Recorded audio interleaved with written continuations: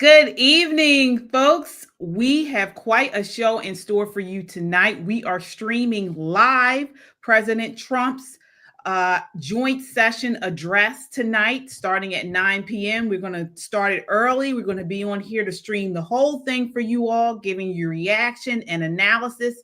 We are also going to respond to what the Democrats have planned tonight. I'm sure they are going to probably be dressed in all types of colors. They're probably going to be giving all types of verbal retorts to President Trump. I believe that they are going to act a fool tonight, and we are going to be here with you to cover it all. Plus, of course, President Trump's triumphant first 6 weeks in office, all of the things that he has done, all of the changes he has made. We're here for it in tonight's speech. That and more next. Be leaders ourselves. Black women are being used by the Democrat Party. All of these socioeconomic indicators are in the negative, particularly for Black people. They want mob rule. When Trump was in office, please somebody tell me what act of dictatorship did he perform? She had Donald Trump's hair on top of her head. And she's sitting here talking about brown girl this, brown girl that. Because she's a Black woman. They would ask her how to spell her first name and clap like sea monkeys. Oh, yeah. Whoa.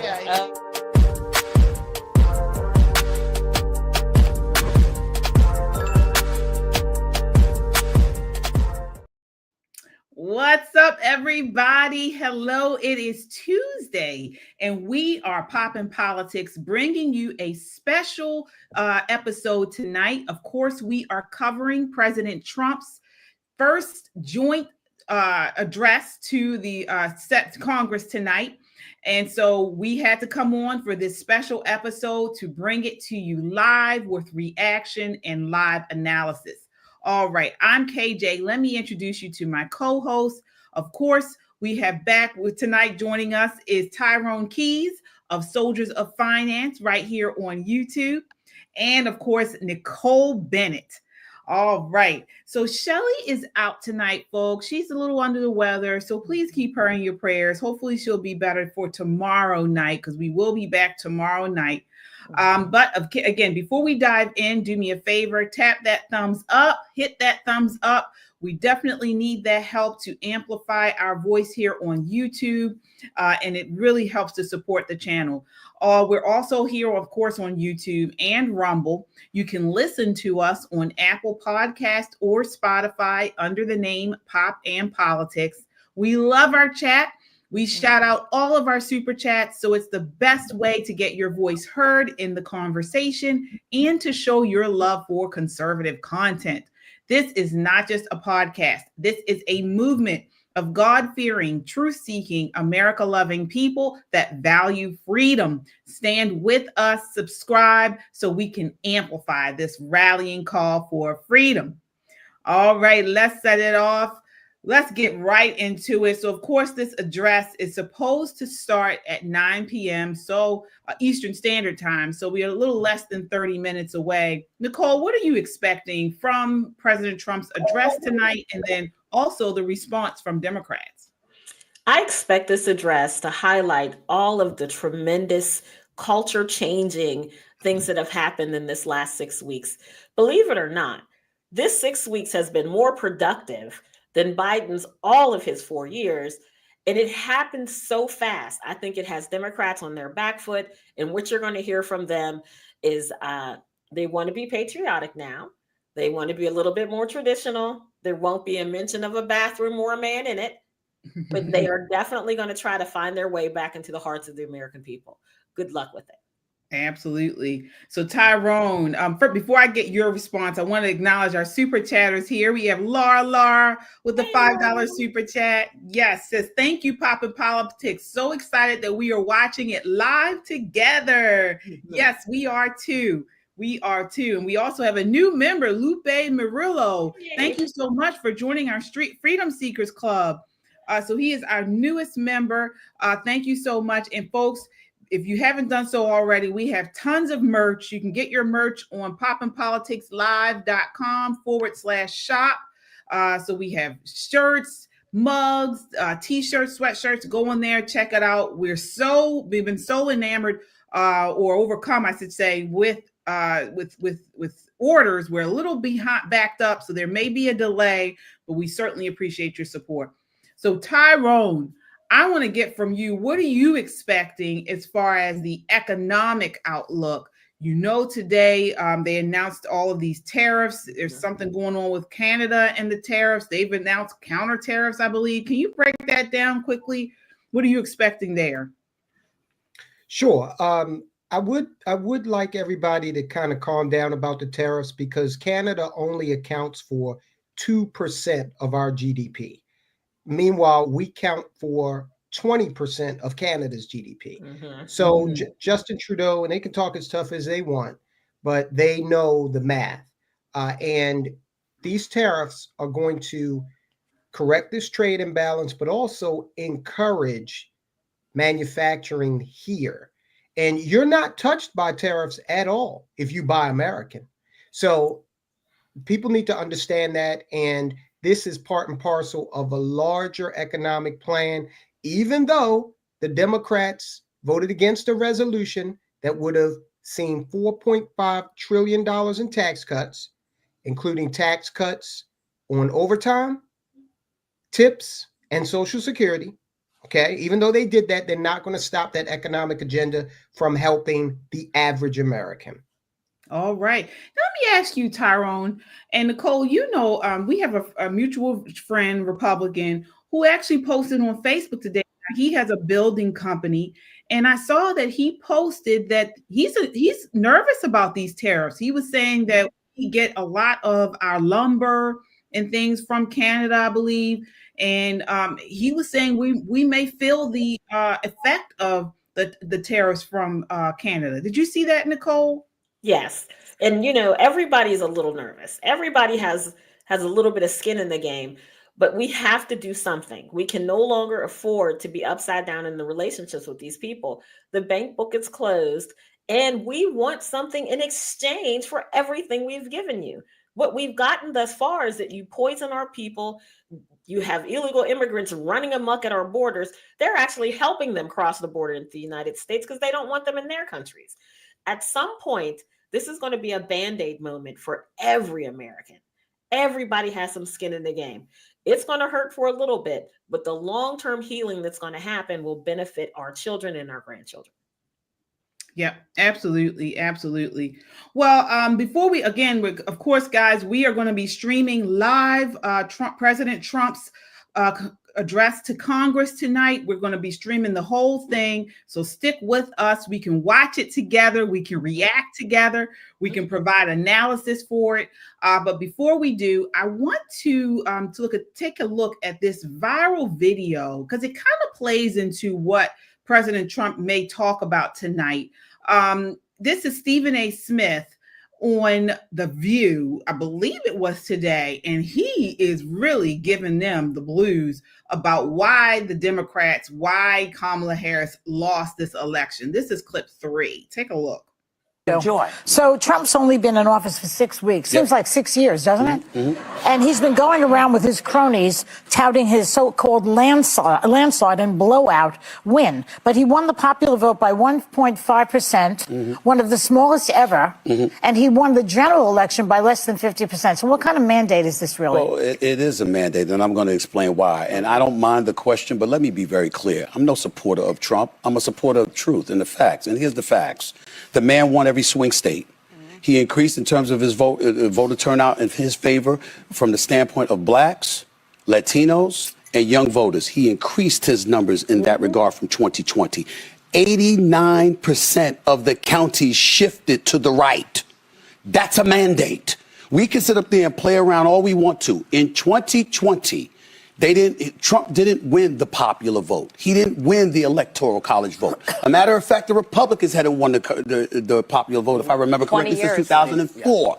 But they did this year. So 20 years after they last won the popular vote, they won the popular vote. They won the electoral college vote. The man won every swing state. And on top of it all, 89% of the counties shifted against. I don't understand how people can look at that and say, there's no mandate. There's a mandate. Well, it's a different When that definition of a mandate, I guess. But the problem is that if you're the Democratic Party and you lost 49.8% to 48.3%, and you're looking at that 1.5% dip, that's an excuse for you to say, what we did really wasn't that bad. Some people didn't we show should up. continue to do that. Do you think No, that those, don't continue to do it. you Find a think new that- strategy. But do you think those groups, the black voters, the Latinos? All right. So I got to get your response to this, Nicole. What did you think? I mean, he really let them have it, and that was today. Well, he needs to let them have it, and more Democrats need to listen to what he's saying if they intend to win any elections coming up during the midterms. And let's not even talk about running Tim Walz again for president or Kamala Harris. They haven't learned the lesson.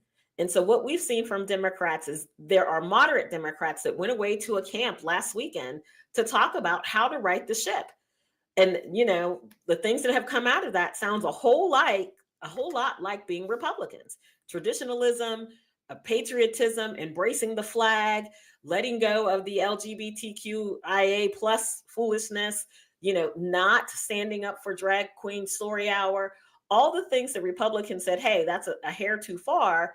We're now hearing moderate Democrats, we call them blue dogs saying we should really embrace that if we intend to win some elections. Stephen A. has given them the best advice, but they're doubling down on done. Yeah. Tyrone, what did you think about that, what Stephen A. said to them? Oh, you're muted, Tyrone, or we can't hear you. How about now? He's right. And you saw right there the bifurcation in the Democrat Party. You saw this old white hag, okay, who is so far out of touch. Remember also that right now, Democrats are typified economically. They're rich, okay? They don't understand the struggles of the middle class or poor, all right? So she was the perfect exemplar of that. Meanwhile, here's Smith saying, look, you know, we got to think about these actual kitchen table issues that Americans are facing. And, you know, drag queen story hour ain't one of them, especially when we're number 18 globally ranked in education. It's the economy. You're also seeing little, you know, thinks of that. This guy, Antonio Delgado, you're probably going to hear more about him up in New York. He's the lieutenant governor up there that Kathy Hochul, in her never-ending attack on black men, has shut him down, tried to take his office from him and all of the accoutrements of his office because he dared say he may be interested in running for governor. Mm-hmm. Now, when you hear him talk, he's saying, hey, look, the number one issue, if you want to talk about saving democracy, is the economy. There's a Democrat saying that, okay? So you're starting to see a bifurcation between the crazies and people like blue dog Democrats who want to get back to effective governing and ideas, at least. We don't have to agree with the ideas, but they're ideas. Yeah, absolutely. And you guys know here on Poppin' Politics, and then also just in general, we've kind of turned off the media, the mainstream media, because of their lies. We've turned them off. And this is why platforms like ours here at Poppin' Politics, like Soldiers of Finance, we need to stick together and really promote conservative news and analysis. And so we're so happy you all are watching with us tonight, President Trump's address to the joint Congress. But take a look at this. This is another way that we have turned off the mainstream media and given them our, you know what to kiss.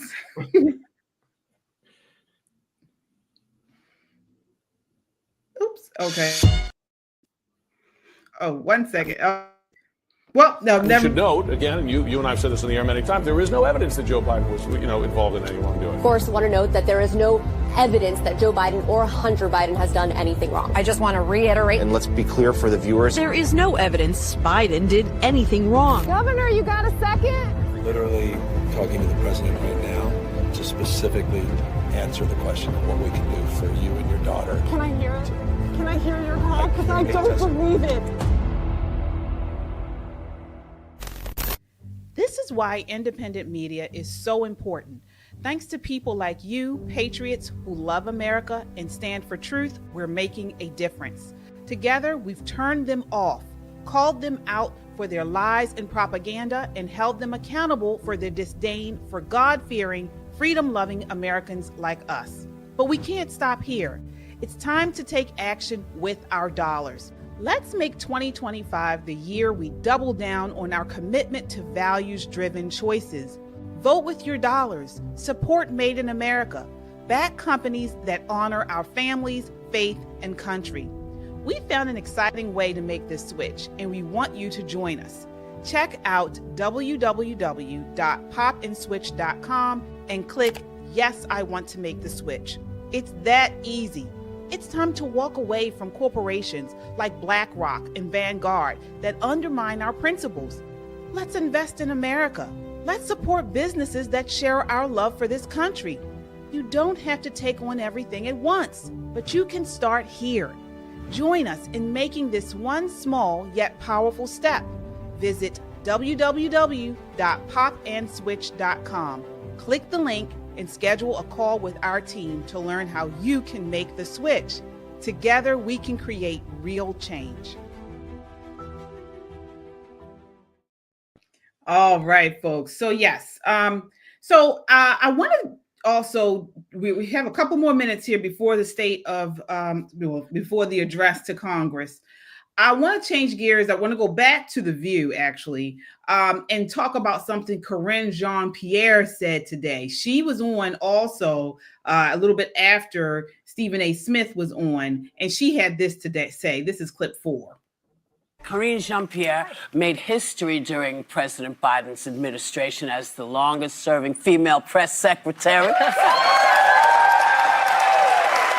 as well as the first Black female person, human being, first immigrant, and first only LGBTQ plus person appointed to the position. She's everything. Yeah.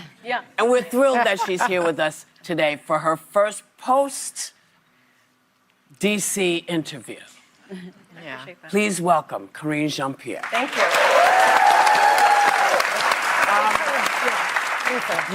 Joy has the first question, but when Stephen was leaving, she said, nice to meet you, nice to meet you. I disagree with you. Yes, I do. And I was curious, and so that's why I was curious. I do, on the mandate, on Donald Trump and his administration having a mandate. And we have to be super mindful and careful of this because he does not have a mandate. And what I mean by that is if you look at the numbers, just look at the facts.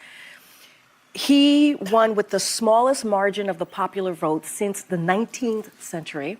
Yeah. There was no coattail, meaning that it is the House is at a razor thin, and he's on his way in the first 100 days to be the most unpopular president in their first 100 days. Mm-hmm. Yeah. That is not a mandate. In 70 years. In 70 years. The word man is in there. Well, that's questionable. But I guess the question is, does it matter if he has both houses of Congress and the White House? It does matter because right now we have, what we're seeing in this administration is he's taking a wrecking ball to the government.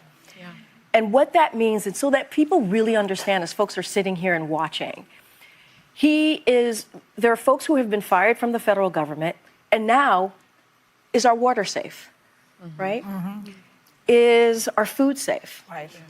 Are the skies? Right, and the skies, right? We have to worry about getting on a plane. Is that going to be safe? There's going to be a pandemic.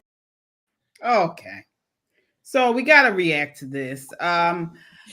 I want to start off with you, Nicole. What did you think about? Now they're trying to say because these people have been laid off, now we're going to see inefficiencies throughout many of the governmental things that are handled here in the country. It was already inefficient. Let's just call it a buck. It was inefficient to start off with. It grew even more inefficient regardless of how many people worked there. We haven't really had any significant reduction in the federal workforce, I think, probably since Bill Clinton was, I think, the last president that kind of looked at it and said, we're getting a little too fat around the middle. But it was interesting to me that Karine was able to recall all the wrong facts without the notebook. Now, granted, as someone who also has been the first of many things politically, the first this, the first that, never lead in with being the first when you are mediocre at your job at best, right? She needed a book to tell her every single thing about her job, and she definitely could have used one when she was on The View today. Fewer plane crashes this year than last year. Fewer. But the media has chosen to report on it because it's shock and awe. It's shock and awe, and they want to scare the American public into not liking Donald Trump.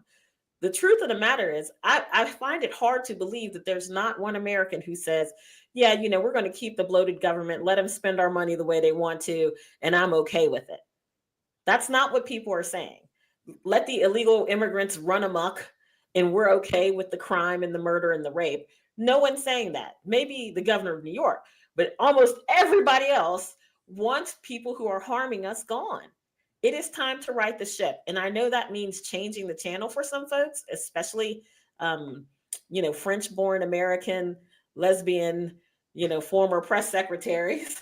All of that to say she's an American just like I am. And she should be very proud of this president and the way our country is moving.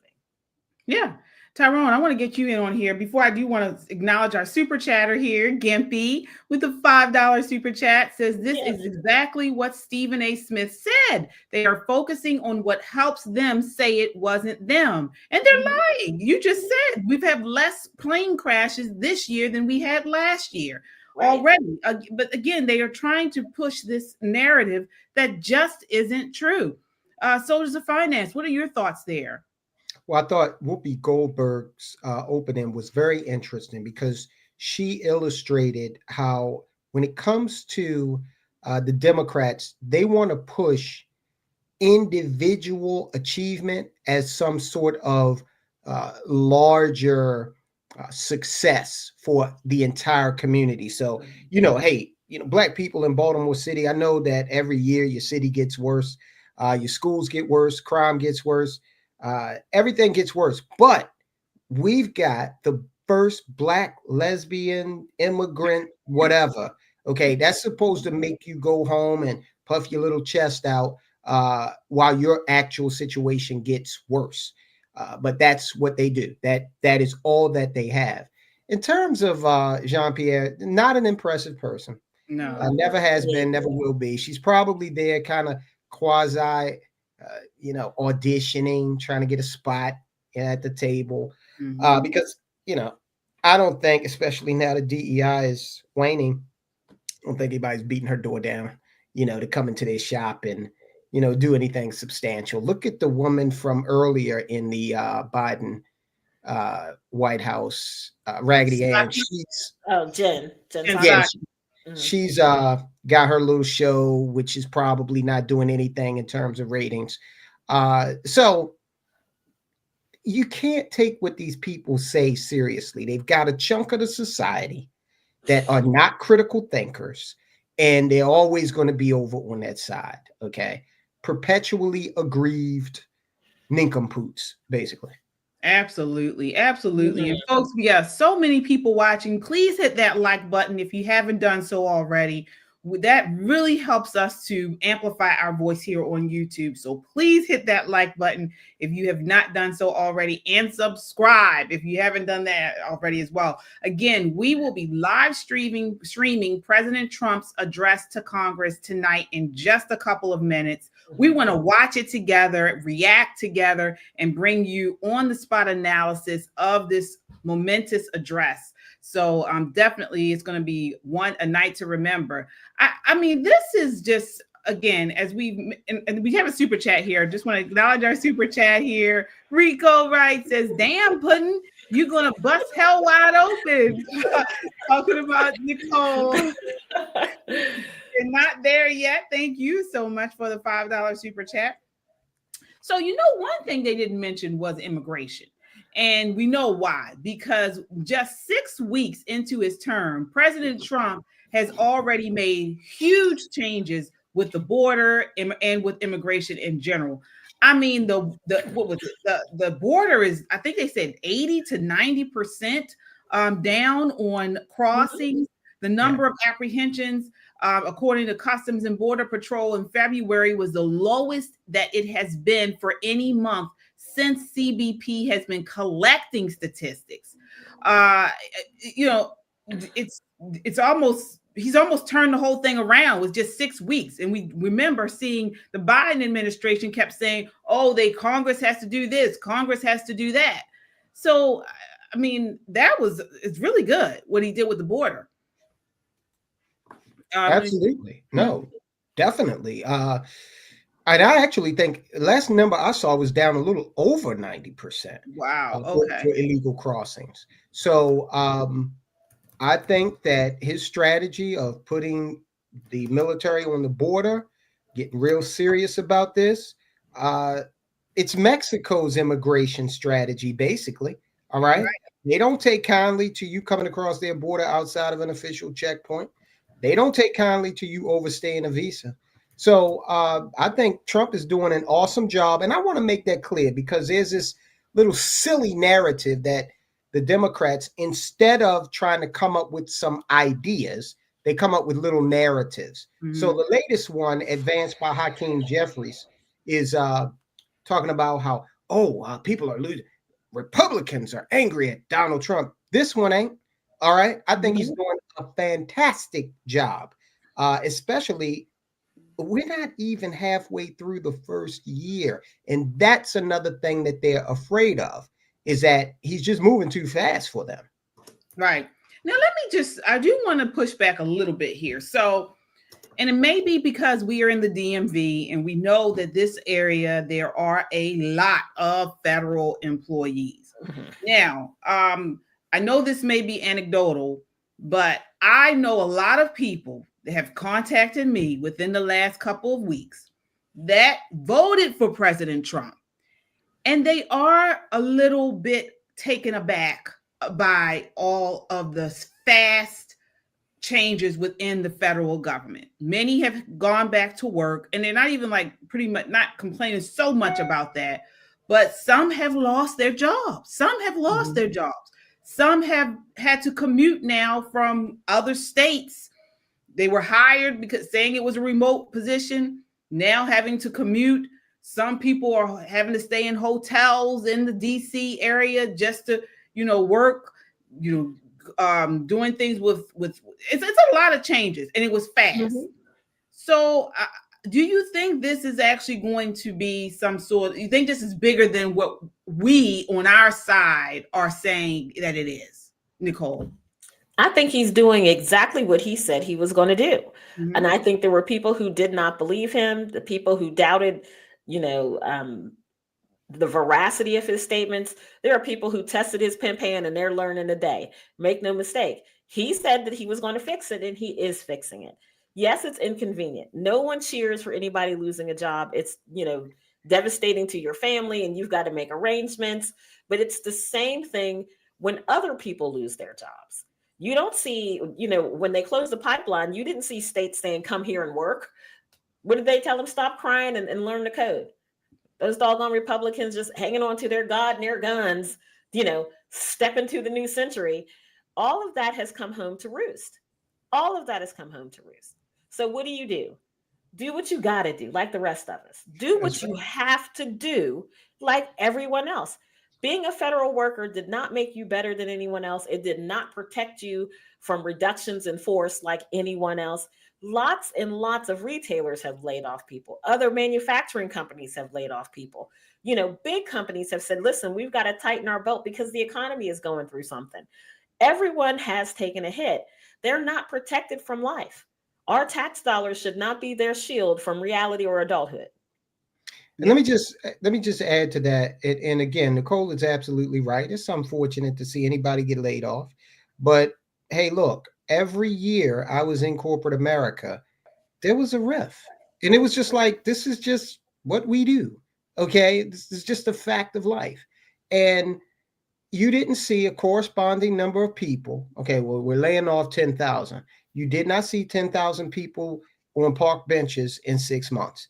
People figured it out. Now, it is unfortunate that successive administrations have given federal employees the false impression that they're guaranteed a job, because some of these people have that impression, and there are no guarantees in this life. So, I hope that anyone that gets laid off will quickly figure it out. I'm sure they will. Okay. And life will go on just like it's going on for the 15,000 employees over at Meta that just got pink slips. Right. Well, and speaking of Doge, I mean, we have talked about it so often on this show, but they've uncovered all types of waste and fraud. I mean, 1.5 million for mail center operations oversight, 101 million in DEI consulting contracts, 9 million in global gender assignment projects, 168,000 for an Anthony Fauci museum exhibit. 784 million was saved by canceling a U.S. embassy project in South Sudan. I mean, and the list goes on. Now, I mentioned this to someone this weekend, a Democrat, of course, and she said that when you look at these numbers, even though it's in the billions, it's a drop in the bucket when you look at the entire budget of the United States. Tyrone, but it's my damn bucket. Okay. That's the point. So in my drop, right? I was walking through Giant, the supermarket, the other day, and there was a dime laying on the ground. And I'm like, this is money. Okay. This is my bucket. All right. So for her to say that is pretty ignorant and shows you how much she values the taxpayer. Right. Absolutely. All right. So I think we have the state of the address is coming up. Let me just see here. All right. So we are about to show this address. See if he's ready. Let's see here. Okay. I think he is about to walk in. So let's take a look and see what's going on here. Hey, Kung Fu CJ. Yes. Hey, Kung Fu CJ. Yeah. Thank you, Nicole. The $2 super chat says, hello, ladies. Kung Fu CJ? Okay. They're not tonight, having dealt many shocks to the system at home and abroad. We may get a few more tonight. Right, let's come but back just to overnight, as you were just saying, John, he has launched this. All right. So we'll come back to it. It's not quite on yet. I want to go to, if we can quickly, to this next clip of so again, we saw how the media has been pushing this narrative, this many misinformation, disinformation, lies about President Trump and what he has accomplished. But they again, remember, they lied about President Biden when he was in office. We were saying over and over again that he was he didn't have all of his faculties. He was out of it. They said we were wrong there until he actually took a turn in that debate. And then this is Chuck Todd from Meet the Press just this weekend going off about President Biden being really a bad guy. This is clip 2. Take a look. It is time for them to move on from Schumer. But this is why I go back and say the Democratic parties, Joe Biden never should have been there in the first place. Right. Number one, he shouldn't have run for president. I completely got so angry at Joe Biden, the man, when I read the transcript of the Hunter Biden trial. And when I realized that not one, not two, but 3 Biden children, and I count Bo's widow, were all dealing with drug problems in 2018. And Joe Biden said, now's a perfect time to run for president because who cares about our family? I have to tell you something about Joe Biden. There's this mythology about Joe Biden that the man cared so much. It's all bullshit. This man supposedly cared so much about his family that he commuted every day. Guess what? This man cared so much about his political career that he commuted every day, right? Like I could take the same fact and it created a myth, and he did it for 40 years, God bless him, that he was this incredible family man. And instead, what he really was a craven political animal that it was desperate. The man considered or ran for president every 4 years he was eligible. You know why he didn't run in 76? He wasn't 35 yet. This man is such a hypocrite. Wow. Can you believe that? Yes. Nicole. Yes, I can believe it. Yes, because they have So you know that saying that says, when someone shows you who they are the first time, believe them. I don't know why we expect them to be any different than they are. This is who they are. This is what they believe in. And they think if they tell you a lie long enough, with enough people saying it, America will believe it. And you know the reason why they think that? Because it's true. It's sort of polite applause, and other times where it's like rowdy cheers.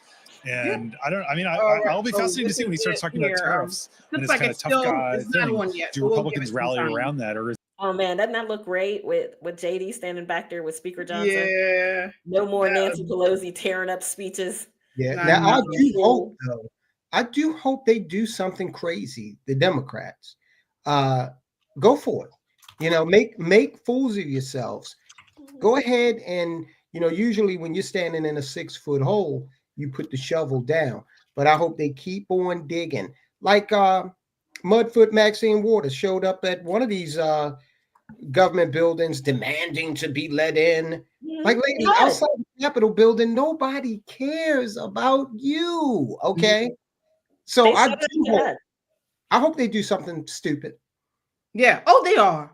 They are. There was a clip today of Ilhan Ohor, who said that they may wear some type of dress or something, you know, to say that they're upset about everything. They may walk out. They may do some type of verbal craziness. They're going to do something. And then they have this woman who is doing the response. I believe, what was her Latifa or something? Congresswoman. Oh, she's doing the Worker Party response.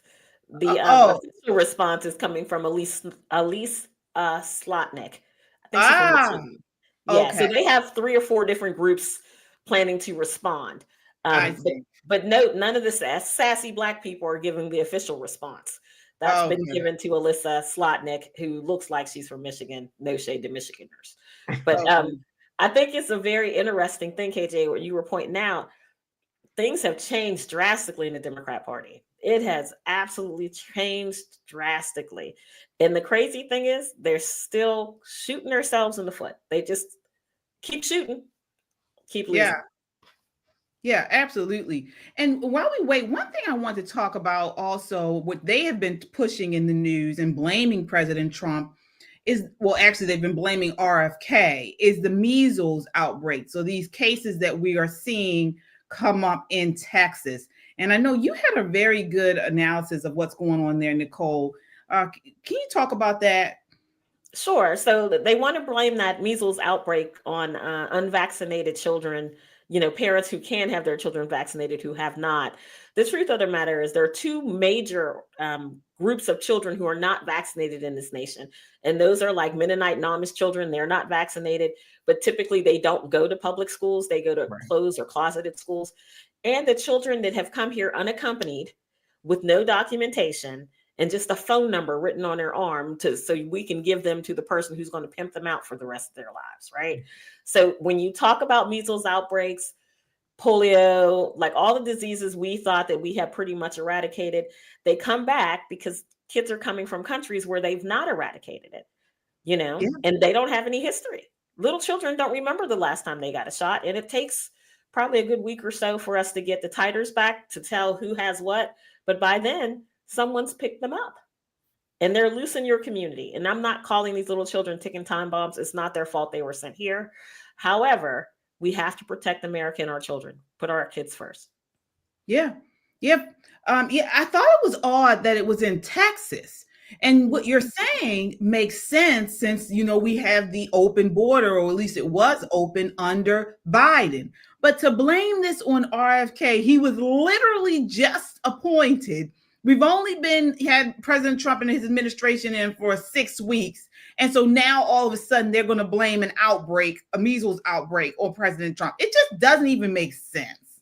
You know, they'll blame Republicans and Republican leadership or Democrats who are working with Republican leadership for anything. They'll say anything and do anything except for what the American people need them to do. Stand up and help us.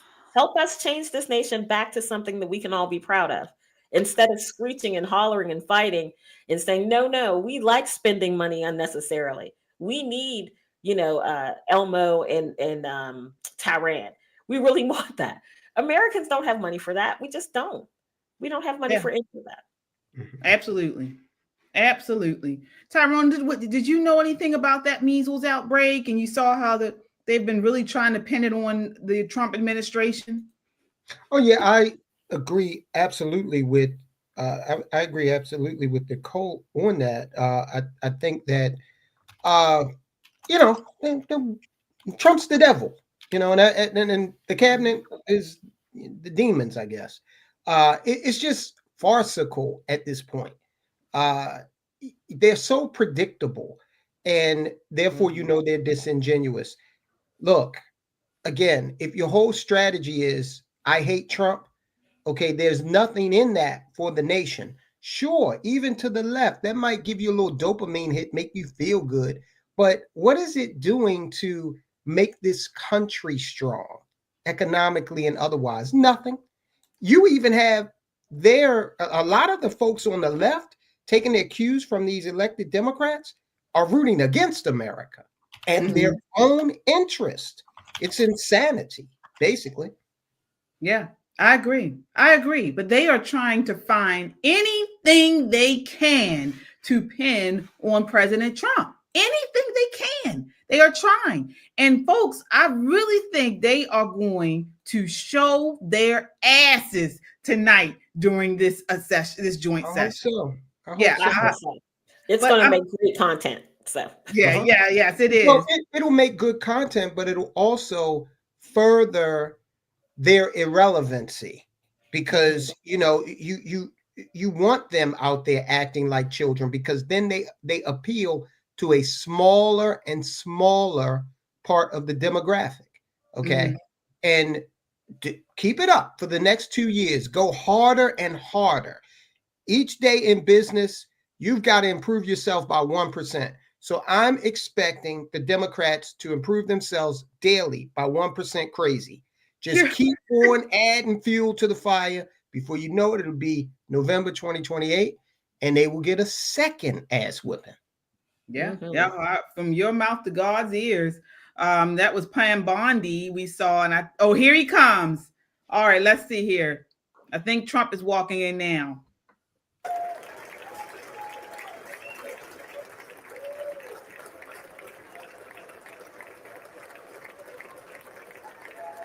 Okay.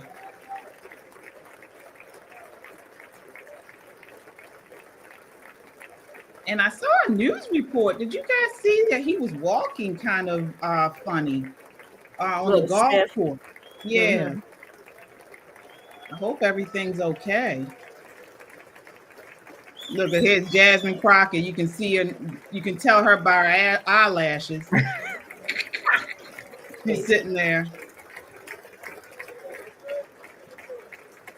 They all look like they sucking on lemons on the Democrat side. Oh yeah.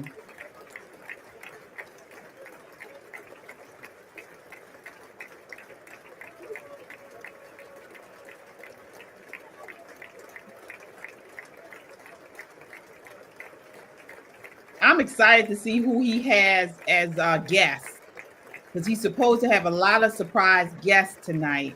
I know he's having Lake and Riley's family. He looks great though. Yeah, he looks like he's been golfing. He's got that golf tan going. And that's probably why he's limping. So yeah. Look at how happy people are to see him. They look like us at the Black History Month celebration. Yeah.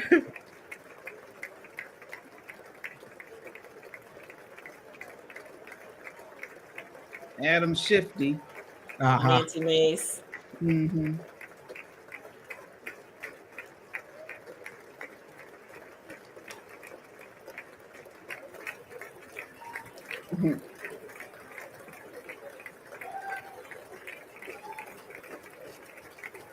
Yep, Kung Fu CJ with the $2 super chat says, we know now turning left is a sin.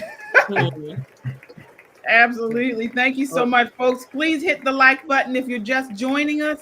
We are giving live reaction and analysis of President Trump's address to the Congress tonight. All right, we have Taurus Prince with the $5 super chat. It says, is it treasonous the way these people are acting, not just the Dems in power, but across the board, because they want to stand with Ukraine? I know.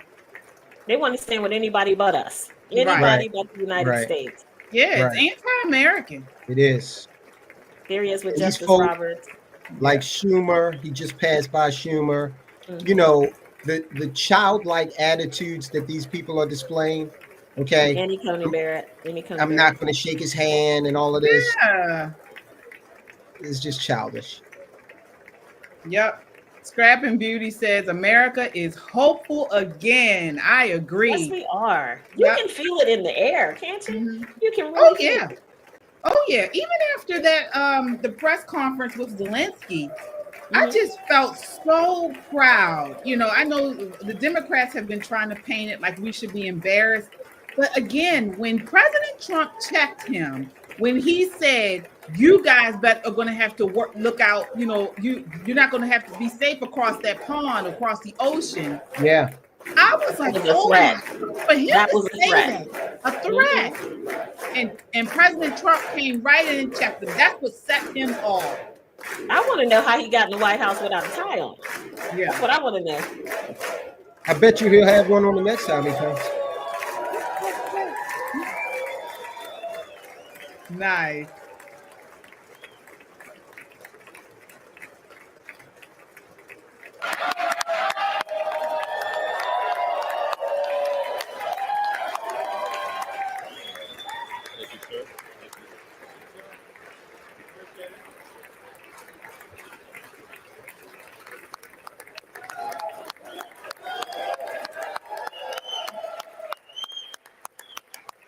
Standing ovation. Yes.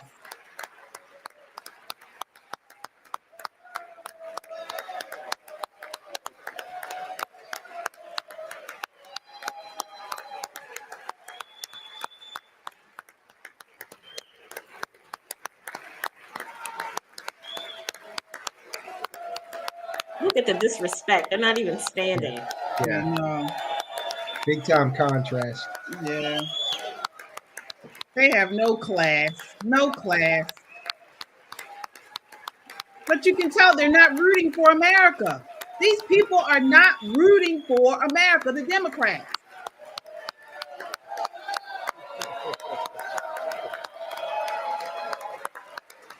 Yep, that's our president, Trey's Chocolate City. Absolutely. Yes, absolutely, Trey.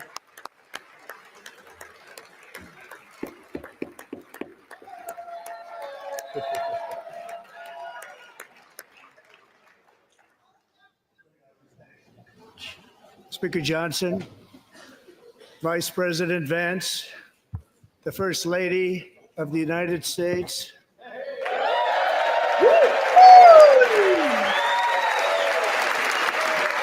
All right. Okay. All right.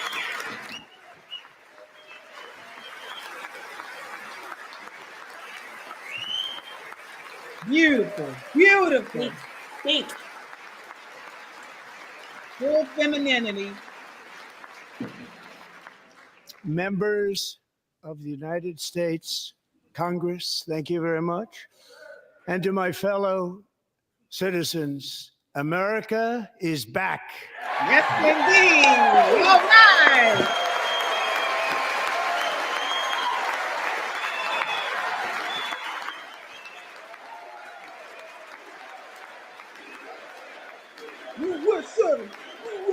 I know, right? I should go get my flag.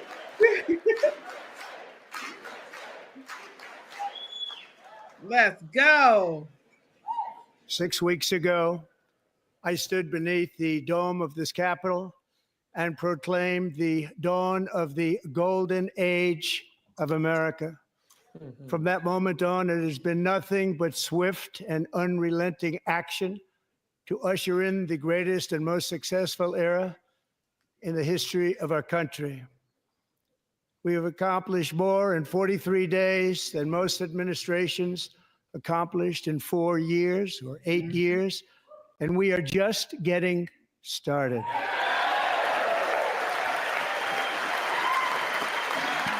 Thanks, God.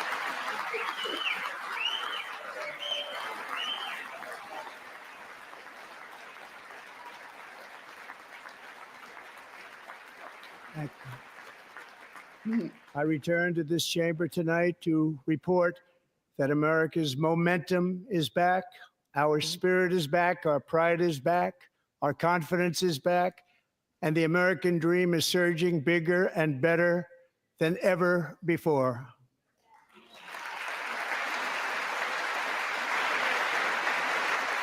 The American dream is unstoppable, and our country is on the verge of a comeback, the likes of which the world has never witnessed and perhaps will never witness again.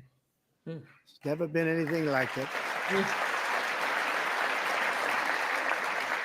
The presidential election of November 5th was a mandate like has not been seen in many decades.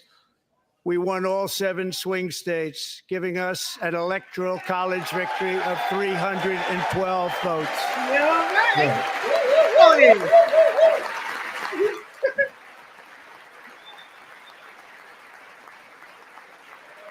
Yep.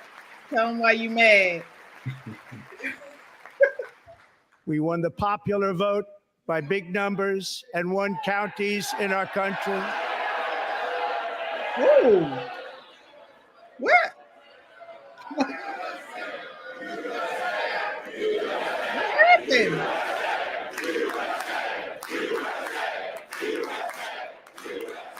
Who's waving the cane? I don't know, but I wonder what happened. They got nasty.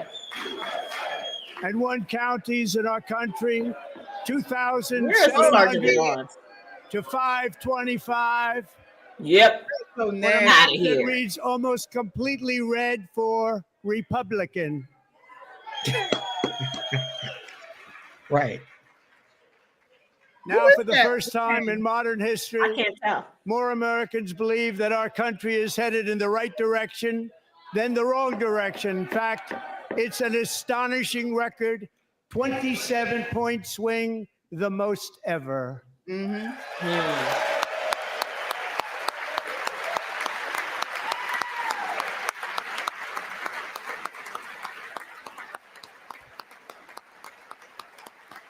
Likewise, small business optimism saw its single largest one-month gain ever recorded. Mr. President. A 41-point jump. This is their stage stunt. This is their stage stunt. Members are directed to uphold and maintain decorum in the House and to cease any further disruptions. That's your warning. Get him out. Get him out. Right. Out of here, buddy. Yeah, get him Members out. are engaging in willful and continuing breach of decorum, and the chair is prepared to direct the Sergeant at Arms to restore order to the joint session. Right. That's what I'm talking about. Get him out of there. Arms. Thank you, Fed Up Patriot. America's back, baby. We are the majority. These brats can go kick sand. Get him out. Get him out of there. They can't act like adults. Sorry, somebody tell old Al Green to sit his ass down. Yep. Well, Mr. Green, take your seat. Take your seat, sir. Get him out. Take Get your him seat. out. Escort him out.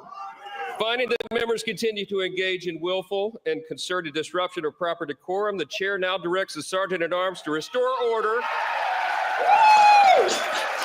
Remove this gentleman from the Out chamber. of Get him here. out. Yes. Out of here.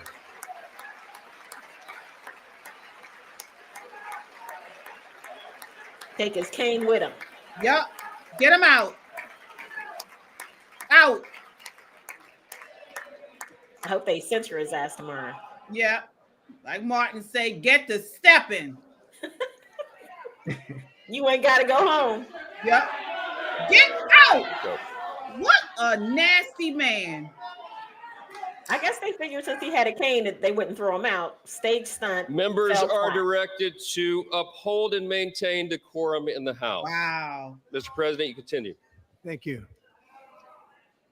Over the past 6 weeks, I have signed nearly 100 executive orders and taken more than 400 executive actions, a record to restore common sense, safety, optimism, and wealth all across our wonderful land. The people elected me to do the job, and I'm doing it. Yep. Let's go.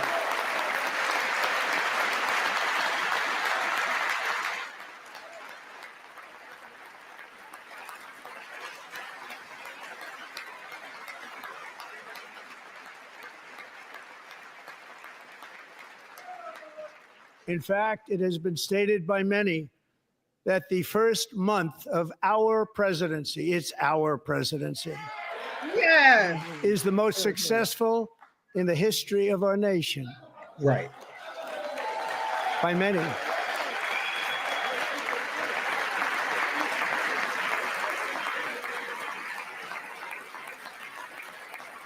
And what makes it even more impressive is that, do you know who number 2 is? George Washington. How about that? How about that? I don't know about that list, but we'll take it. Within hours of taking the oath of office, I declared a national emergency on our southern border, and I deployed the U.S. military and Border Patrol to repel the invasion of our country. Invasion. And what a job they've done. As a result, illegal border crossings last month were by far the lowest ever recorded, ever.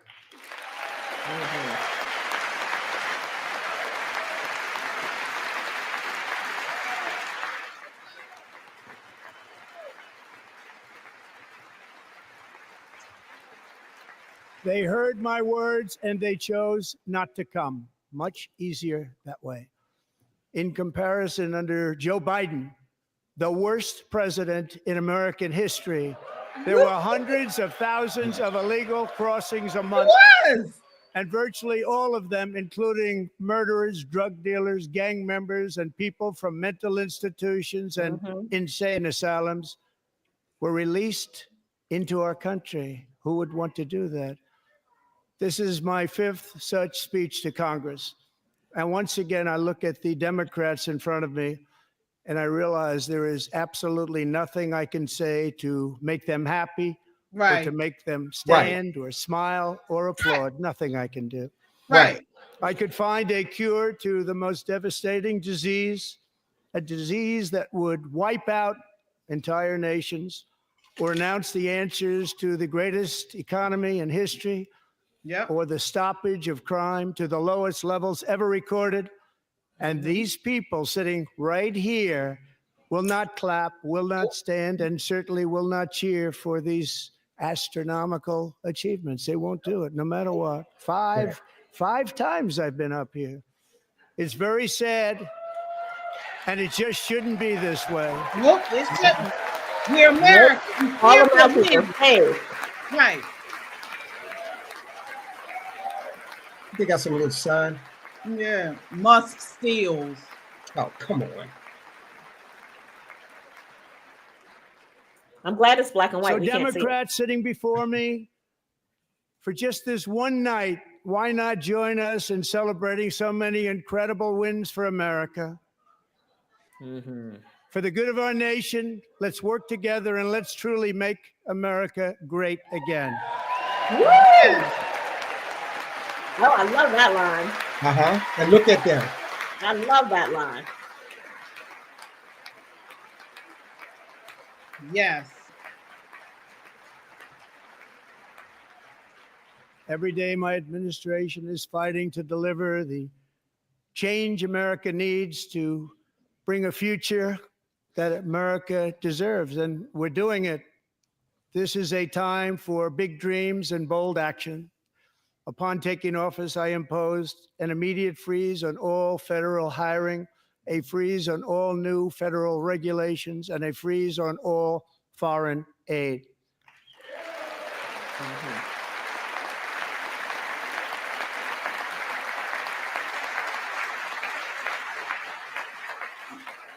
I terminated the ridiculous Green New Scam. I withdrew from the unfair Paris Climate Accord, which was costing us trillions of dollars that other countries were not paying. I withdrew from the corrupt World Health Organization. Thank you, Jesus. Thank you, Jesus. And I also withdrew from the anti-American UN Human Rights Council.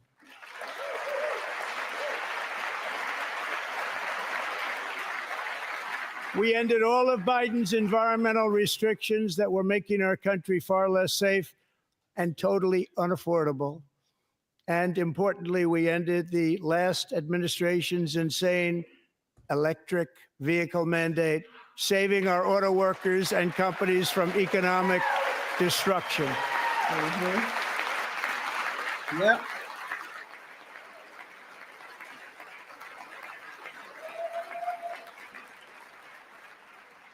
To unshackle our economy, I have directed that for every one new regulation, 10 old regulations must be eliminated, just like I did in my very successful first term. Absolutely.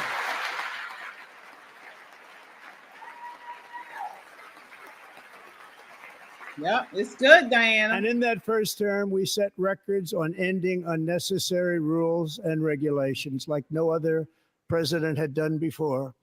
We ordered all federal workers to return to the office. They will either show up for work in person or be removed from their job. Okay. Woo.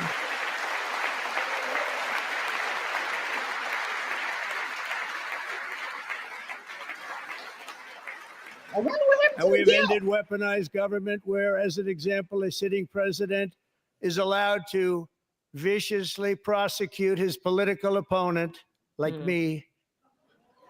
How did that work out? Not too good. Not too good. Yeah.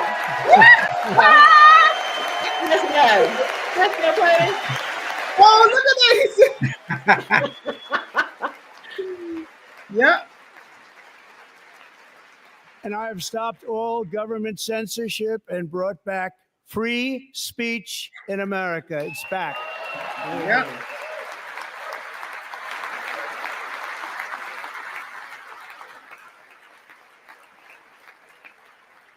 And 2 days ago, I signed an order making English the official language of the United States of America. All right.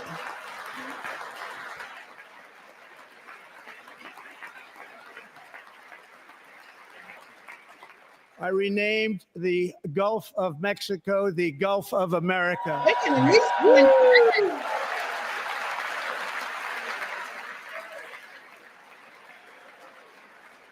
We love them too, And Rose. likewise, I renamed for a great president, William McKinley, Mount McKinley again. Oh. Beautiful. Agree, Alaska. Mortis. We love Mortis. Alaska. We've ended the tyranny of so-called diversity, equity, and inclusion policies all across the entire federal government and indeed the private sector and our military. Yeah. And our country will be woke no longer. Nope. Good. My God, these people are unhinged. We believe that whether you are a doctor, an accountant, a lawyer, or an air traffic controller, you should be hired and promoted based on skill and competence, not race or gender. Right. Very That's important. true. Absolutely. Mhm.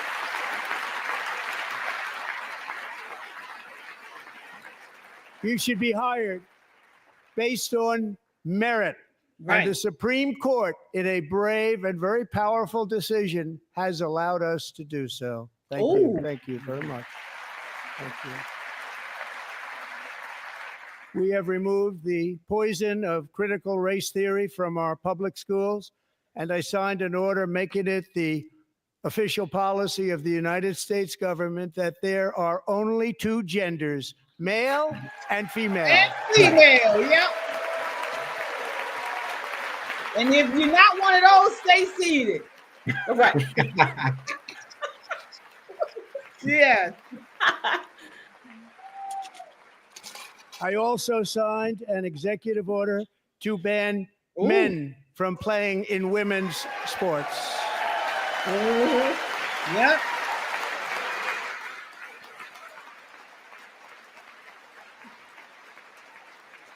Yes. The Republicans is getting a workout 3 today. years ago, Peyton McNabb was an all-star high school athlete, one of the best, preparing for a future in college sports. Absolutely. But when her girls' volleyball match was invaded by a male, he smashed the ball so hard in Peyton's face, causing traumatic brain injury, partially paralyzing her right side, and ending her athletic career. It was a shot like she's never seen before. She's never seen anything like it. Peyton is here tonight in the gallery, and Peyton, from now on, schools will kick the men off the girls' team, or they will lose all federal funding. Right. Peyton. Where is she? Oh.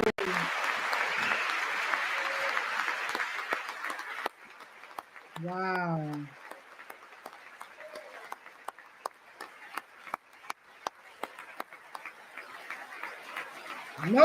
No girl or woman should have to face a man on the field or on the ring. And if you really want to see numbers, just take a look at what happened in the women's boxing, weightlifting, track and field, swimming, or cycling, where a male recently finished a long-distance race 5 hours and 14 minutes ahead of a woman. It's crazy. For a new record by 5 hours. Broke the record by 5 hours. It's demeaning for women, and it's very bad for our country. We're not going to put up with it any longer. Wow.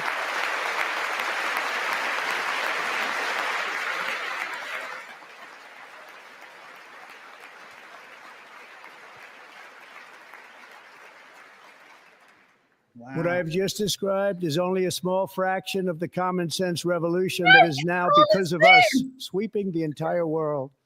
Common sense has become a common theme, and we will never go back. Never. Never going to let that happen. Among my very highest priorities is to rescue our economy and get dramatic and immediate relief to working families. As you know, we inherited from the last administration an economic catastrophe and an inflation nightmare. Yep, that's true. Their policies drove up energy prices, pushed up grocery costs, and drove the necessities of life out of reach for millions and millions of Americans. They've never had anything like it. We suffered the worst inflation in 48 years, but perhaps even in the history of our country. They're not sure. As president, I'm fighting every day to reverse this damage and make America affordable again. Yes. Yeah.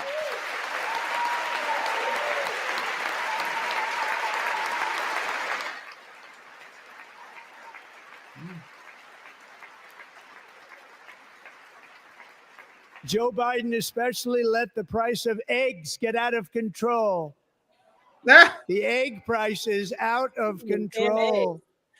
And we're working hard to get it back down. Secretary, do a good job on that. You inherited a total mess from the previous administration. Do a good job. Yep. True. It's true. Numbers don't lie. A major focus of our fight to defeat inflation is rapidly reducing the cost of energy. The previous administration cut the number of new oil and gas leases by 95%, slowed pipeline construction to a halt, and closed more than 100 power plants. We are opening up many of those power plants right now. Good. Yeah.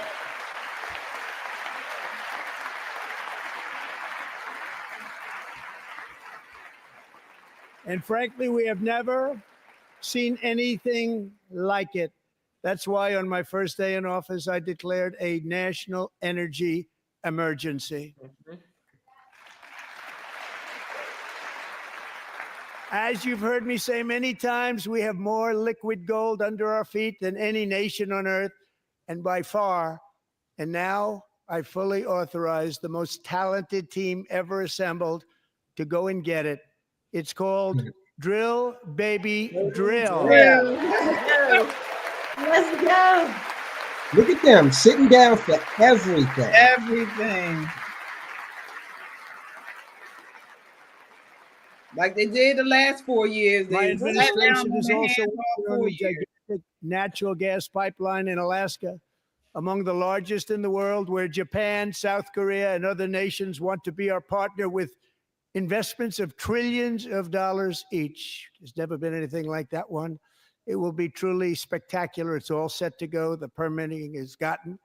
And later this week, I will also take historic action to dramatically expand production of critical minerals and rare earths here in the USA. Yeah.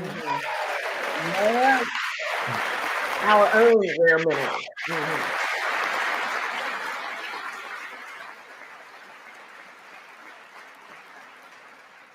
To further combat inflation, we will not only be reducing the cost of energy, but will be ending the flagrant waste of taxpayer dollars. Good.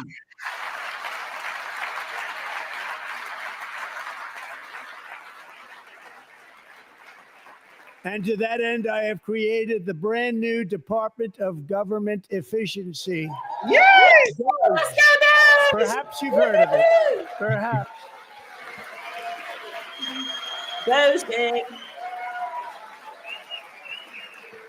Yeah. Oh, Which there's is headed Elon. by Elon Musk, who is in the gallery tonight. Let's go, Elon. Poor Elon. You heard what he said on Joe Rogan. He's afraid for his life. Yeah, they said they were coming after him. He got enough money to Thank protect you, himself. Elon. He's working very hard. He didn't need this. He didn't need this. No. Thank you very much. We appreciate it. Everybody here, even this side, appreciates it, I believe. They just don't want to admit that. That's right. Just listen to some of the appalling waste we have already identified. $22 billion from HHS to provide free housing and cars for illegal aliens. $45 million for diversity, equity, and inclusion scholarships in Burma. $40 million to improve the social and economic inclusion of sedentary migrants. Nobody knows what that is. $8 million to promote LGBTQI+ in the African nation of Lesotho, which nobody has ever heard of. $60 million for indigenous peoples and Afro-Colombian empowerment in Central America. $60 million. $8 million for making mice transgender. What? This is real. $32 million for a left-wing propaganda operation in Moldova. $10 million for male circumcision in Mozambique. $20 million for the Arab Sesame Street in the Middle East. It's a program. $20 million for a program. Elmo gotta live. $1.9 billion to recently created Decarbonization of Homes Committee, headed up, and we know she's involved. Just at the last moment, the money was passed over by a woman named Stacey Abrams. Whoa. Right. Right. Whoa. Right. $2.5 million consulting contract for lavish fish monitoring. $1.5 million for voter confidence in Liberia. $14 million for social cohesion in Mali. $59 million for illegal alien hotel rooms in New York City. He's a real estate developer. He's done very well. $250,000 to increase vegan local climate action innovation in Zambia. This is insane. It's nutty. $$1 for social and behavior change in Uganda. $14 million for improving public procurement in Serbia. $47 million for improving learning outcomes in Asia. Asia's doing very well with learning. You know what we're doing. Should use it ourselves. Amen. And $101 million for DEI contracts at the Department of Education. The most ever paid, nothing even like it. Under the Trump administration, all of these scams, and they're far worse, but I didn't think it was appropriate to talk about them. They're so bad. Many more have been found out and exposed and swiftly terminated by a group of very intelligent, mostly young people, headed up by Elon, and we appreciate it. We found hundreds of billions of dollars of fraud. Yep. Good job, Elon. Good job. True American. Saving our tax dollars. Everybody should be standing up. Yep. Everybody should be on their feet. Yep. And we've taken back the money and reduced our debt to fight inflation and other things. Taking back a lot of that money. We got it just in time. This is just the beginning. The Government Accountability Office, a federal government office, has estimated annual fraud of over $500 billion in our nation. Thanks, And we are working very hard to stop it. We're going to. We're also identifying shocking levels of incompetence and probable fraud in the Social Security program for our seniors, and that our seniors and people that we love rely on. Wow. Believe it or not, government databases list 4.7 million Social Security members from people aged 100 to 109 years old. It lists 3.6 million people from ages 110 to 119. I don't know any of them. I know some people that are rather elderly, but not quite that elderly. I know. 3.47 million people from ages 120 to 129. What? Look right at 3.9 million people from ages 130 to 139. 3.5 million people from ages 140 to 149. It's And terrible. money is being paid to many of them. And we're searching right now. In fact, Pam, good luck. Good luck. You're going to find it. But a lot of money is paid out to people It's a because it just scam. keeps getting paid, and nobody does. And it really hurts Social Security and hurts our country. 1.3 million people from ages 150 to 159, and over 130,000 people, according to the Social Security databases, are age over 160 years old. You know it's a scam. We have a Somebody's healthier frauding country you. than I thought, Bobby.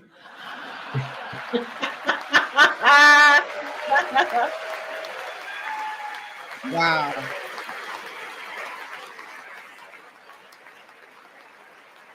Millions of people defrauding the system. That's our money. Including Still collecting grandma's to checks. finish 1,039 people between the ages of 220 and 229. One person between the age of 240 and 249. And one person is listed at 360 years of age. More than 100 years. More than 100 years older than our country. Wow. Wow. No, that's We're some funny going to stuff. find out where that money's going.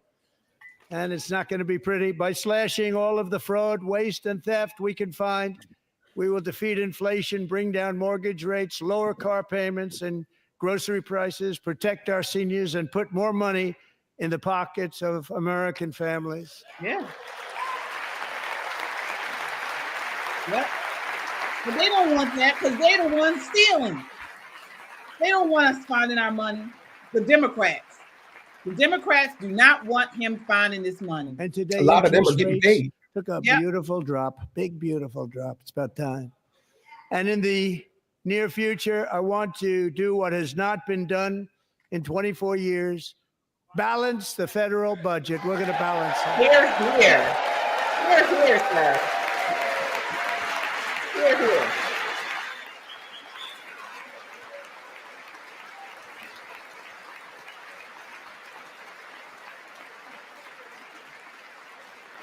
They don't want him finding that money. With that goal in mind, we have developed in great detail what we are calling the Gold Card, which goes on sale very, very soon.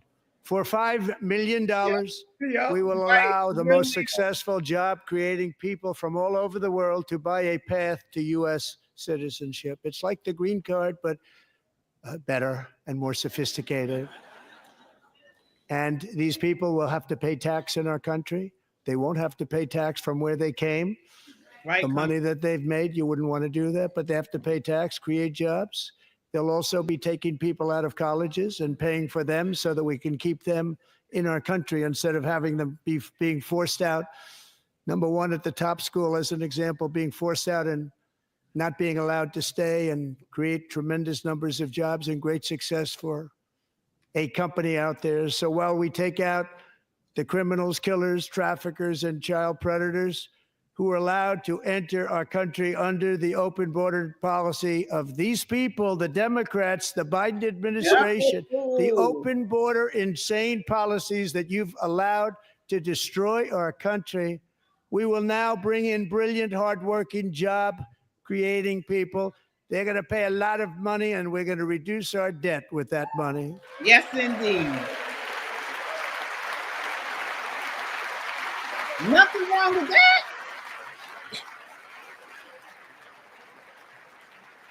Americans have given us a mandate for bold and profound change.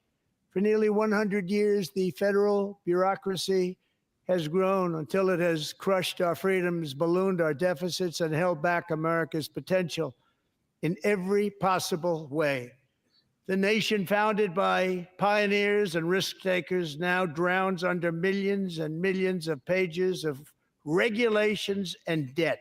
Yeah. Approvals that should take 10 days to get instead take 10 years, 15 years, and even 20 years before you're rejected. Meanwhile, we have hundreds of thousands of federal workers who have not been showing up to work.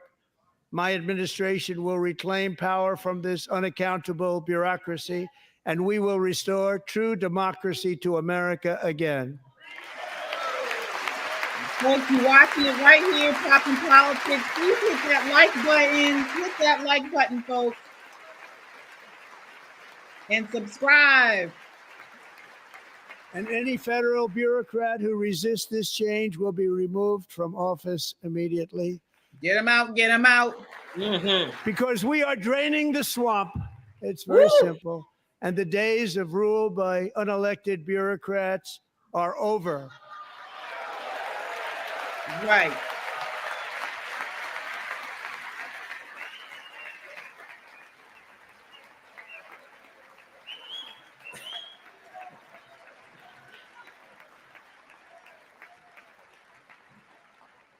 And the next phase of our plan to deliver the greatest economy in history is for this Congress to pass tax cuts for everybody. They're in there. They're waiting for you to vote.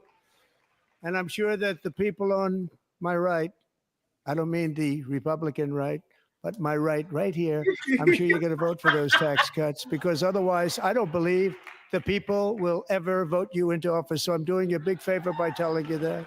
Whoa! But I know this group is going to be voting for the tax. Yeah, let's go. Let's Who go. doesn't want a tax cut? If you want a tax cut, hit that like button, please. If you want a tax cut, hit the like button. Listen, if you want to abolish the IRS, very big part of our subscribe so we can plan. put our heads We had together on how to tremendous do it. success in our Yeah. first term with it. A very big part of our plan. We're seeking permanent income tax cuts all across the board. And to get urgently needed relief to Americans hit especially hard by inflation, I'm calling for no tax on tips, no tax on overtime, and no tax on Social Security benefits for our great seniors. Now, will they stand for this? Let's see. No. No. They seated for no tax on tips. They stay seated for no tax on Social Security. Right. And just about all of And them I look like they're ready also for it. want to make on it. interest payments on car loans tax deductible, but only if the car is made in America. Yeah, that's what I'm talking about. Woo!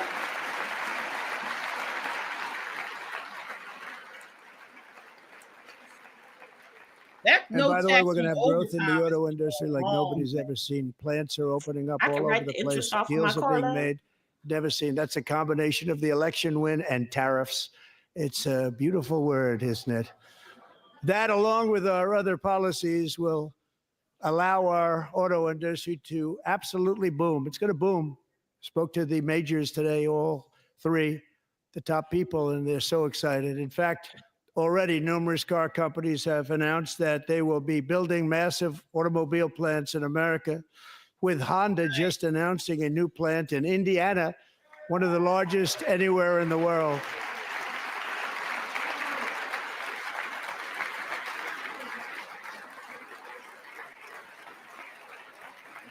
Man, they salty. And this has taken place since our great victory on November 5th, a date which will hopefully go down as one of the most important in the history of our country. It already is. It already has. In addition, as part of our tax cuts, we want to cut taxes on domestic production and all manufacturing. Wow. And just as we did before, we will provide 100% expensing. It will be retroactive to January 20th, 2025. And it was one of the main reasons why our tax cuts were so successful in our first term, giving us the most successful economy in the history of our country. First term. We had a great first term.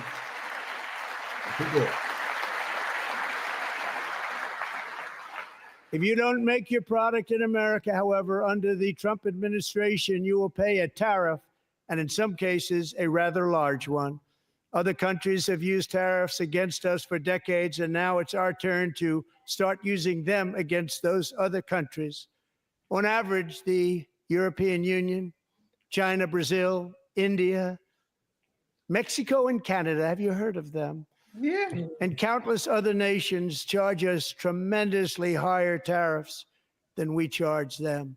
It's very unfair. India charges us auto tariffs higher than 100%. China's average tariff on our products is twice what we charge them. And South Korea's average tariff is 4 times higher. Think of that, 4 times higher. And we give so much help militarily and in so many other ways to South Korea, but that's what happens. This is happening by friend and foe. This system is not fair to the United States and never was. And so on April 2nd, I wanted to make it April 1st, but I didn't want to be accused of April Fool's Day. That's not, just one day cost us a lot of money. But we're going to do it in April. I'm a very superstitious person. April 2nd, reciprocal tariffs kick in. And whatever they tariff us, other countries, we will tariff them. That's reciprocal, back and forth. Wow. Whatever they tax us, we will tax them. If they do non-monetary tariffs to keep us out of their market, then we will do non-monetary barriers to keep them out of our market. There's a lot of that, too. They don't even allow us in their market. We will take in trillions and trillions of dollars and create jobs like we have never seen before. I did it with China and I did it with others, and the Biden administration couldn't do anything about it because there was so much money they couldn't do anything about it. Nothing. We have been ripped off for decades by nearly every country on earth, and we will not let that happen any longer. Good. America is back. Folks, if you think America is back, hit that like button. Much has been said over the last 3 months about Mexico and Canada, but we have very large deficits with both of them. But even more importantly, they've allowed fentanyl to come into our country at levels never seen before, killing hundreds of thousands of our citizens and many very young, beautiful people, destroying families. Nobody's ever seen anything like it. They are, in effect, receiving subsidies of hundreds of billions of dollars. We pay subsidies to Canada and to Mexico of hundreds of billions of dollars, and the United States will not be doing that any longer. We're not going to do it any longer. Good. That's right. That's lovely. Thanks to our America First policies we're putting into place, we have had $1.7 trillion of new investment in America in just the past few weeks. The combination of the election and our economic policies that people of SoftBank, one of the most brilliant anywhere in the world, announced a $200 billion investment. OpenAI and Oracle, Larry Ellison, announced $500 billion investment, which they wouldn't have done if Kamala had won. Apple announced $500 billion investment. Tim Cook called me. He said, I cannot spend it fast enough. It's going to be much higher than that, I believe. They'll be building their plants here instead of in China. And just yesterday, Taiwan Semiconductor, the biggest in the world, most powerful in the world, has a tremendous amount, 97% of the market, announced a $165 billion investment to build the most powerful chips on earth right here in the USA. Wow. That's some good stuff. Yeah. That's some good stuff. Remember, they thought a couple of them were clapping. When Biden was in office, we were about to go to war with China. And we're not giving them any money. Your CHIPS Act is a horrible, horrible thing. We give hundreds of billions of dollars, and it doesn't mean a thing. They take our money and they don't spend it. All that meant to them, we're giving them no money. All that was important to them was they didn't want to pay the tariffs, so they came and they're building, and many other companies are coming. We don't have to give them money. We just want to protect our businesses and our people. And they will come because they won't have to pay tariffs if they build in America. So it's very amazing. You should get rid of the CHIP Act, and whatever's left over, Mr. Speaker, you should use it to reduce debt or any other reason you want to.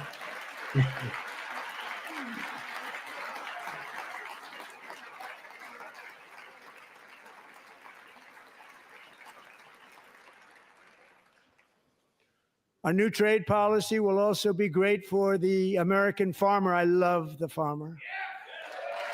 All right. Who will now be selling into our home market, the USA, because nobody is going to be able to compete with you. There you go. Because there's goods that come in from other countries and companies.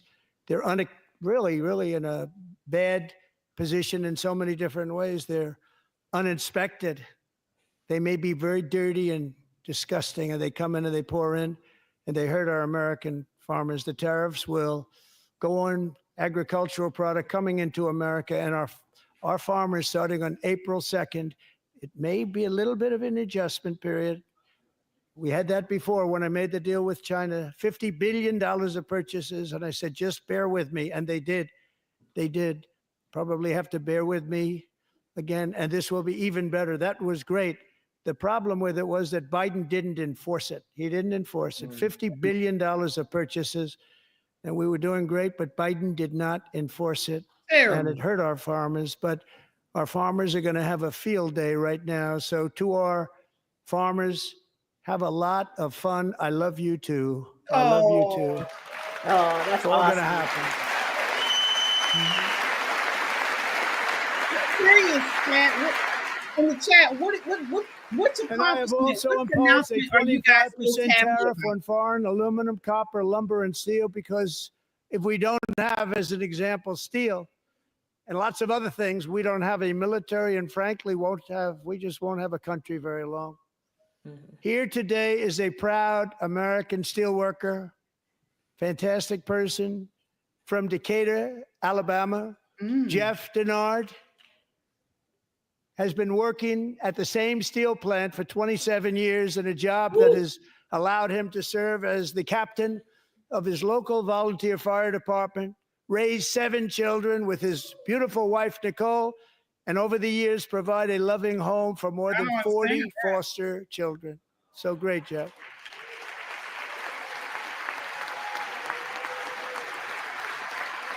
There you go, Jeff. Attaboy. Oh, who's that? Oh, that's the guy from Decatur. Thank you, Jeff.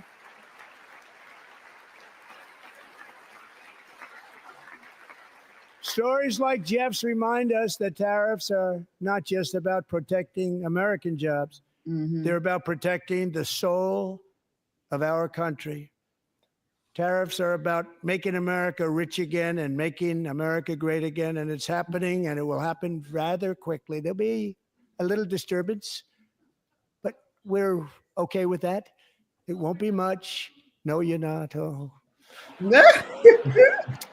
It's that Band-Aid and moment. look where Folks. That Biden took Band-Aid us, moment. very low, the lowest we've ever been. Jeff, I want to thank you very much. And I also want to recognize another person who has devoted herself to foster care community. She works so hard on it. A very loving person, our magnificent First Lady of the United States. Yeah, let's go, Melania. Melania.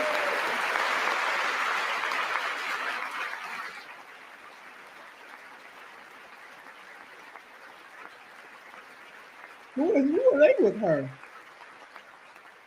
And where's Barron? Melania's work has yielded incredible results, helping prepare our nation's future leaders as they enter the workforce. Our First Lady is joined by two impressive young women, very impressive.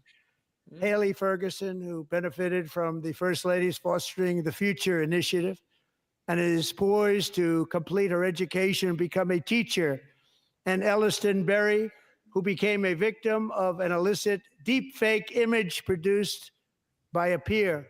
Oh, I remember that. With Elliston's help, the Senate just passed the Take It Down Act, and this is so important. Thank you very much, John. John Thune, thank you. Stand up, John. Yeah. Thank you, John.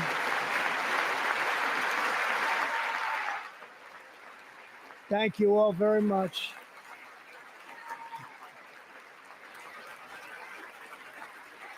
Thank you. Oh, thank you, Lara. And thank you to John Thune and the Senate. Great job. To criminalize the publication of such images online is terrible, terrible thing. And once it passes the House, I look forward to signing that bill into law. Thank you. And I'm going to use that bill for myself, too, if you don't mind. Because nobody gets treated worse than I do online. Nobody.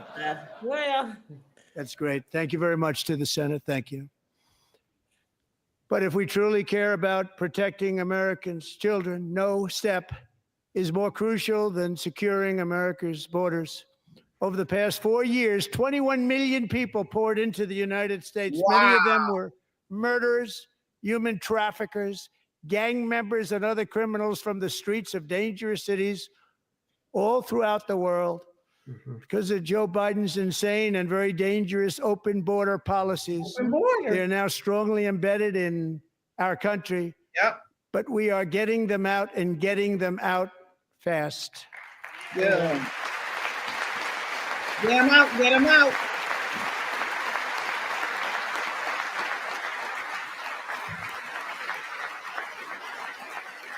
And I want to thank Tom Homan and Christy. I want to thank you and Paul of Border Patrol. I want to thank you. What a job they've all done. Everybody, Border Patrol, ICE, law enforcement in general is incredible. We have to take care of our law enforcement. Yes, indeed. Have to. Absolutely. Last year, a brilliant 22-year-old nursing student named Laken Riley, the best in her class, admired by everybody, went out for a jog on the campus of the University of Georgia. That morning, Laken was viciously attacked, assaulted, beaten, brutalized, and horrifically murdered. Laken was stolen from us by a savage illegal alien gang member who was arrested while trespassing across Biden's open southern border. Wow. And then set loose into the United States under the heartless policies of that failed administration. It was indeed a failed administration. He had then been arrested and released in a Democrat-run sanctuary city, a disaster, before ending the life of this beautiful young angel. She fought. With us this evening are Laken's beloved mother, Allison, and her sister, Lauren. It's got to be so hard for them to be here. Oh, my I know. I just want to hug her.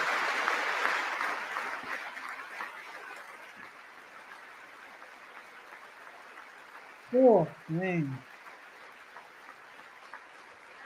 Somebody's crying, it looks like a guy. Oh, he's just holding glasses. Thank you, Fed Up. Last year, I told Lakin's grieving parents that we would ensure their daughter would not have died in vain. That's why the very first bill I signed into law as your 47th president mandates the detention of all dangerous criminal aliens who threaten public safety. It's a very strong, powerful act. Yeah.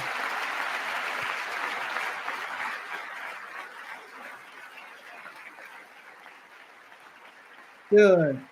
It's called the Lakin-Riley Act. So Allison and Lauren, America will never, ever forget our beautiful Lakin Hope Riley. Yes. Let's see if they stand. Come on, show us the shot. They probably didn't.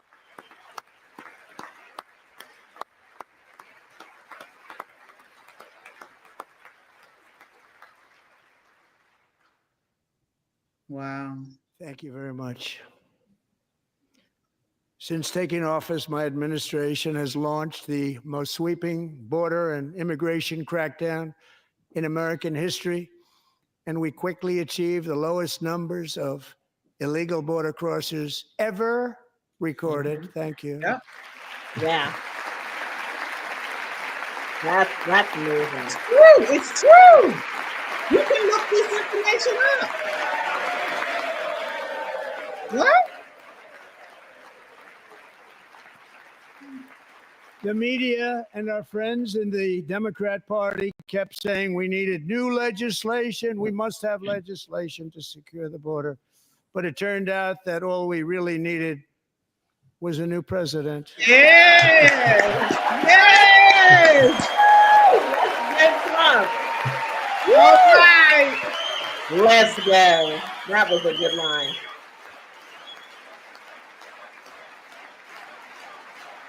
Yes.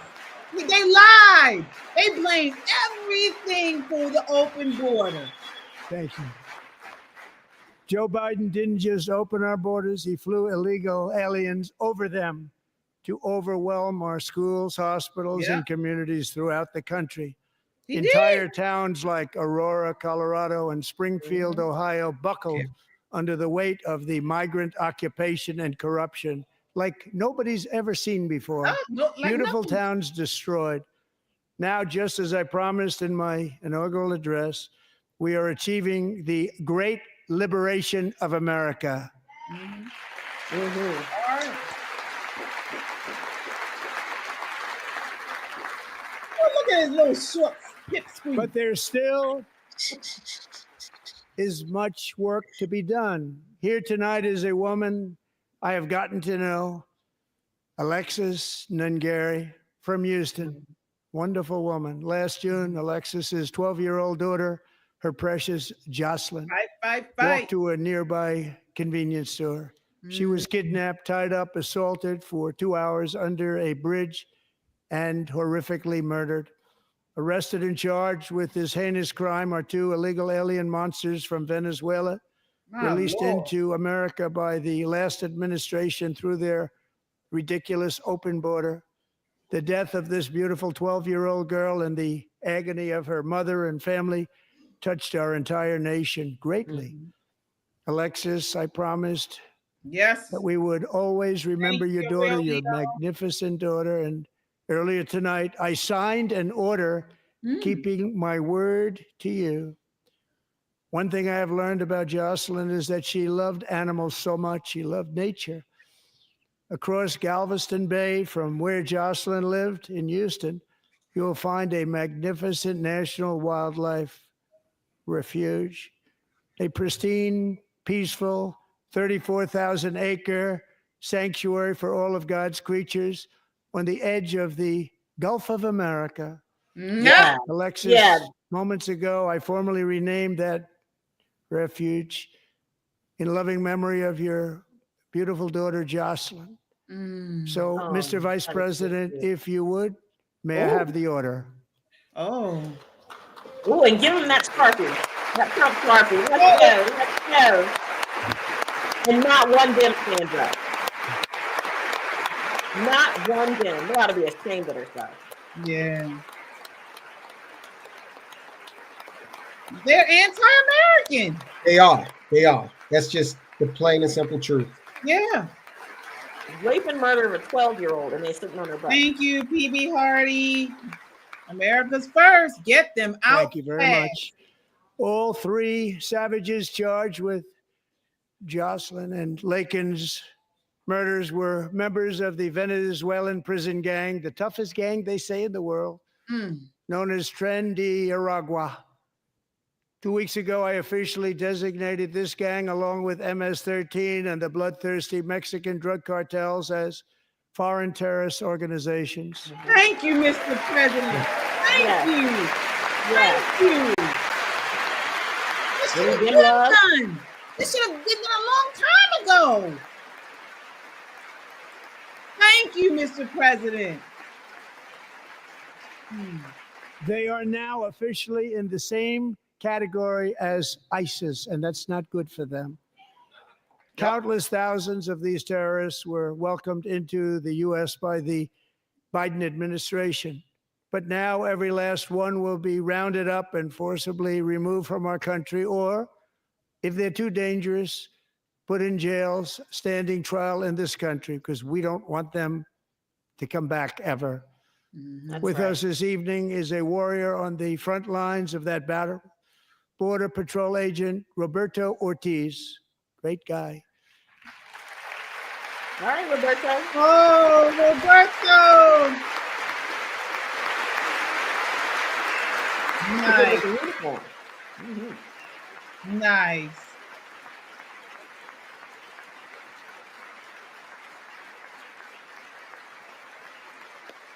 They're not even going to stand for him. In January, Roberto and another agent were patrolling by the Rio Grande near an area known as Cartel Island. Doesn't sound too nice to me. When heavily armed gunmen started shooting at them. Wow. Roberto saw that his partner was totally exposed, at great danger, and he leapt into action, returning fire and providing crucial seconds for his fellow agent to seek safety, just barely. I have some of the prints of that event, and it was not good. Agent Ortiz, we salute you for your great courage and for your line of fire that you took and for the bravery that you showed. We honor you, and we will always honor you. Thank you, Roberto, very much. We honor you. Thank you for your service, sir. Yes, thank you for your courage. That's a tough job. Very tough job. Dangerous. Thank you. So humble too. He looks super humble. You say, Nicole? And I actually got to But know he looks him humble. on my mini call to the border. He's a great gentleman. The territory to the immediate south of our border is now dominated entirely by criminal cartels that murder, rape, torture, and exercise total control. They have total control over a whole nation, posing a grave threat to our national security. The cartels are waging war on America, and it's time for America to wage war on the cartels, which we are doing. Yes. It's time.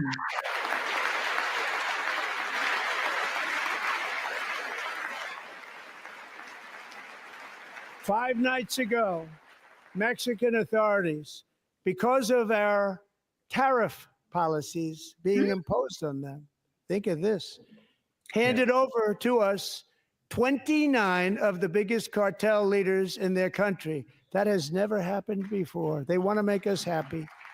First time ever. They know Daddy's home. In Canada, to do much more than they've done, and they have to stop. Thank you, vintage the kind of girl. fentanyl and drugs pouring into the USA. They're going to stop it. I have sent Congress a detailed funding request laying out exactly how we will eliminate these threats to protect our homeland and complete the largest deportation operation in American history, larger even than current record holder President Dwight D. Eisenhower, a moderate man, but someone who believed very strongly in borders. Yes. Americans expect Congress to send me this funding without delay so I can sign it into law. So, Mr. Speaker, John Thune, both of you, I hope you're going to be able to do that, Mr. Speaker. Thank you. Mr. Leader, thank you. Thank you very much. And let's get it to me. I'll sign it so fast, you won't even believe it. Talk about put them on the spot. Yeah. Thank you, President Trump. Make America safe again. And as we reclaim our sovereignty, we must also bring back law and order to our cities and towns. Right. Yes. And we're here in Baltimore, so we know. In recent years, our justice system has been turned upside down by radical left lunatics. Lunatic. Yep. Many jurisdictions virtually ceased enforcing the law against dangerous repeat offenders while weaponizing law enforcement against political opponents like me. My administration has acted swiftly and decisively to restore fair, equal, and impartial justice under the constitutional rule of law, starting at the FBI and the DOJ. Right. Pam, good luck. Cash, wherever you may be, good luck. Good luck. Pam Bondi. Yeah, Pam Bondi. Good luck. So important. Going to do a great job. Cash, thank you. Thank you. Get started. You, let him loose. Let him loose.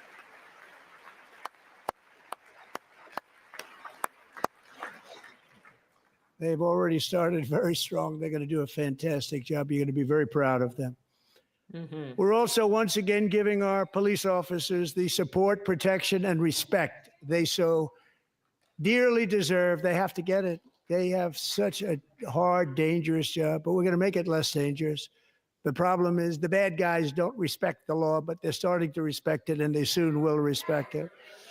This also includes our great fire departments throughout the country. Our firemen and women are unbelievable people, and we'll never forget them. And besides that, they voted for me in record numbers, so I have no choice.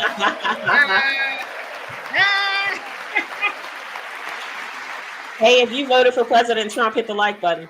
Yes, hit the like button. 1 year ago this month, 31-year-old New York police officer Jonathan Diller, unbelievably wonderful person and a great officer, was gunned down at a traffic stop on Long Island. I went to his funeral. The vicious criminal charged with his murder had 21 prior arrests, and they were rough arrests, too. He was a real bad one. The thug in the seat next to him had 14 prior arrests and went by the name of Killer. He was Killer. He killed other people. They say a lot of them. We voted for I attended Officer Diller's service, and when I met his wife and one-year-old son, Ryan, it was very inspirational, actually. His widow's name is Stephanie, and she is here tonight. Stephanie, thank you very much, Stephanie. My goodness. Thank you very much.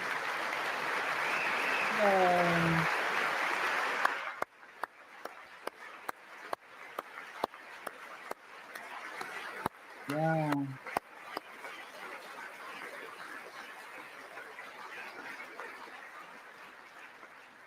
Stephanie, we're going to make sure that Ryan knows his dad was a true hero, New York's finest, and we're going to get these cold-blooded killers and repeat offenders off our streets, and we're going to do it fast. Got to stop it.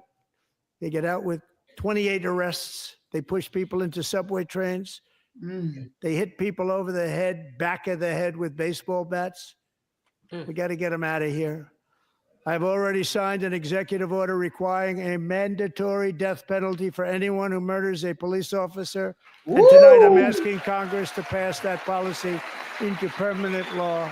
Oh, wow. Oh, wow, that's something. It's a dangerous line of work, though. What you think of that, Tyrone? I'm also asking. I agree with it. For a new crime bill getting tough on repeat offenders while enhancing protections for America's police officers. so they can do their jobs without fear of their lives being totally destroyed. They don't want to be killed. We're not going to let them be killed. What's that? This sounds like a police bill of rights again. Joining us in the gallery tonight is a young man who truly loves our police. His name is DJ Daniel. He is 13 years old, and he has always dreamed of becoming a police officer. Oh. Oh. How cute. Oh. Cutest thing. Oh. What a good boy. Oh.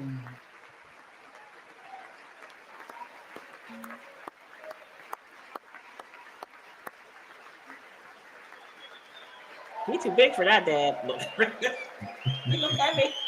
I think he has a disability. Yeah. Wow. But in 2018, DJ was diagnosed with brain cancer. Oh. The doctors gave him 5 months at most to live. That was more than 6 years ago. Oh, praise God. Hallelujah. Yes. Come on, Lord. Come on, Lord.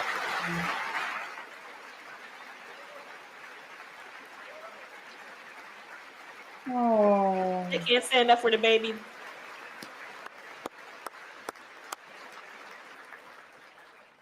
Since that time, DJ and his dad have been on a quest to make his dream come true, and DJ has been sworn in as an honorary law enforcement officer, actually a number of times. The police love him, the police departments love him. And tonight, DJ, we're going to do you the biggest honor of them all. I am asking our new Secret Service Director, Sean Curran, to officially make you an agent of the United States Secret Service. Oh, that's nice. That's very cool. So awesome. He's That got is his very little cool. dad. Oh, That's amazing. yeah. That's really cool. You know, he's going to be on the case when he get home. He's going to be investigating all kind of stuff. Oh, What this is sweetie. Hey, DJ.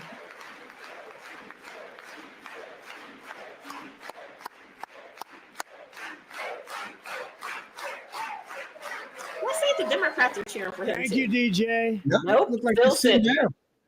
DJ's doctors believe his cancer likely came from a chemical he was exposed to when he was younger.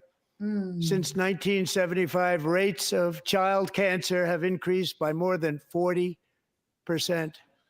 Reversing this trend is one of the top priorities for our new presidential commission to make America healthy again, chaired by our new Secretary of Health and Human Services, Robert F. Kennedy Jr. Yes. RFK Day. Let's go. Hey, once America gets healthy again, you guys need to buy some new pop t-shirts, maybe a hoodie or two to work out in. Yeah. That's hot.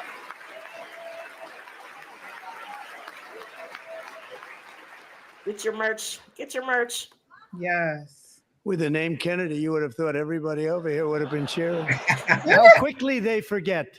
No. Our goal The is shade is to real. get toxins out of our environment, poisons out of our food supply, and keep our children healthy and strong. As an example, not long ago, and you can't even believe these numbers, 1 in 10,000 children had autism, 1 in 10,000. And now it's 1 in 36. There's something wrong. 1 in 36. Think of that. So we're going to find out what it is, and there's nobody better than Bobby and all of the people that are working with you. You have the best to figure out what is going on. Okay, Bobby, good luck. It's a very important job. Thank you. Remember Biden said he was going to cure cancer Right. when he was in office? You can't even walk upstairs. You're on the right. Thank you. My administration is also working to protect our children from toxic ideologies in our schools. A few years ago, January, Little John and her husband discovered that their daughter's school had secretly socially transitioned their 13-year-old little girl.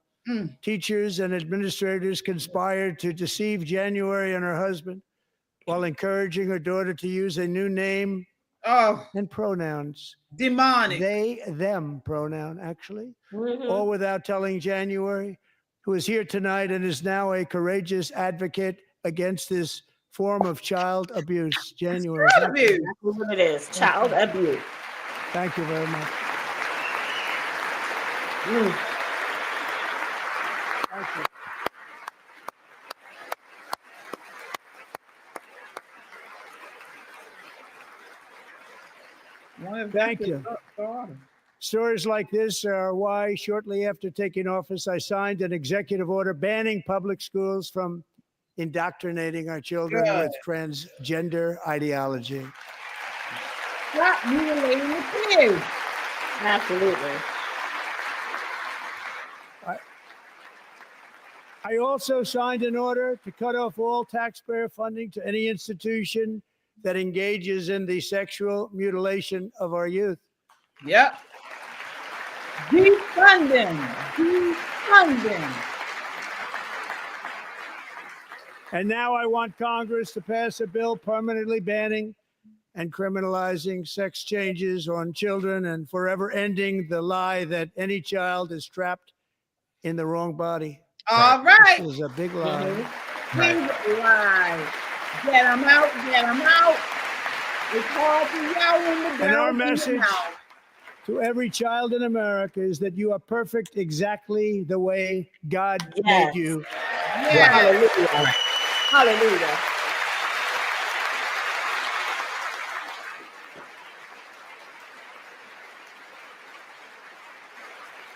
Amen. Because we're getting wokeness out of our schools and out of our military, and it's already out, and it's out of our society. We don't want it.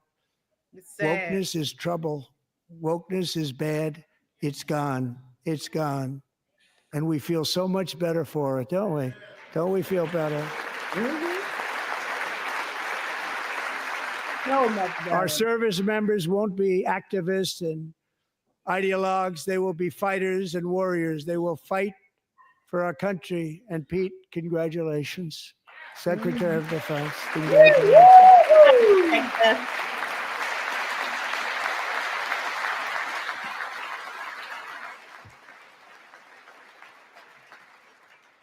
And he's not big into the woke movement, I can tell you. I know him well. I am pleased to report that in January, the U.S. Army had its single best recruiting month in 15 years, and that all armed services are having among the best recruiting results ever in the history of our services. What a difference.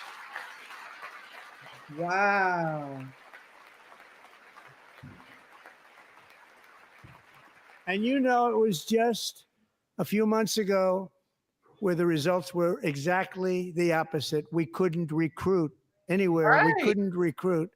Yep. Now we're having the best results just about that we've ever had. What a tremendous turnaround. It's really a beautiful thing to see. People love our country again. It's very simple. Yeah. They love our country and they love being in our military again. Right. So it's a great thing. And thank you very much. Great job. Yep. I sleep better at night. I sleep much better at night. Not one Democrat.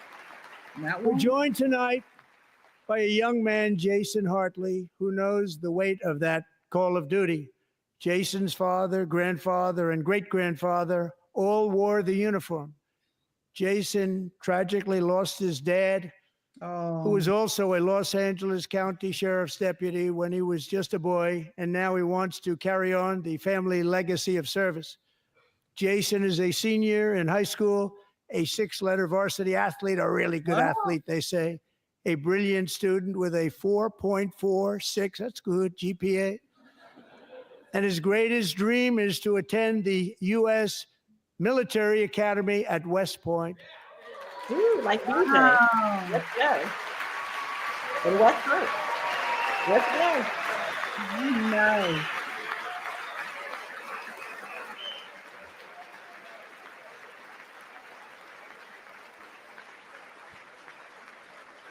Thank all you vets for your service. Yeah. If you're a vet, hit that like button. We And love our Jason, that's a military. very big deal getting in. That's a hard one to get into. But I'm pleased to inform you that your application has been accepted. You will soon be joining the Corps of Cadets. Oh, that's amazing. Let's go. Oh, wow. That's amazing. Oh, look at them. They're like, all right, just a little bit of clap.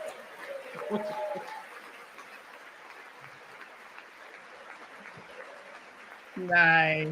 That's amazing. Yeah. Let's go. Thank you. Who Jason, else? you're going to be on the lone gray line, Jason. Mm-hmm.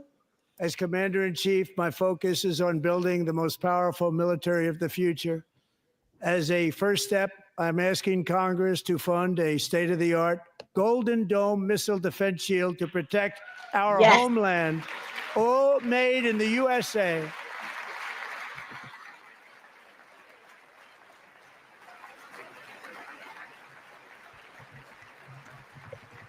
And Ronald Reagan wanted to do it long ago, but the technology just wasn't there, not even close. But now we have the technology. It's incredible, actually.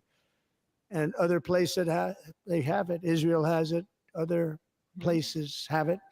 And the United States should have it too, right, Tim, right? They should have it too. So I want to thank you. But it's a very, very important. This is a very dangerous world. We should have it. We want to be protected, and we're going to protect our citizens like never before. To boost our defense industrial base, we are also going to resurrect the American shipbuilding industry, including commercial shipbuilding and military shipbuilding. You bring them jobs home. Yeah.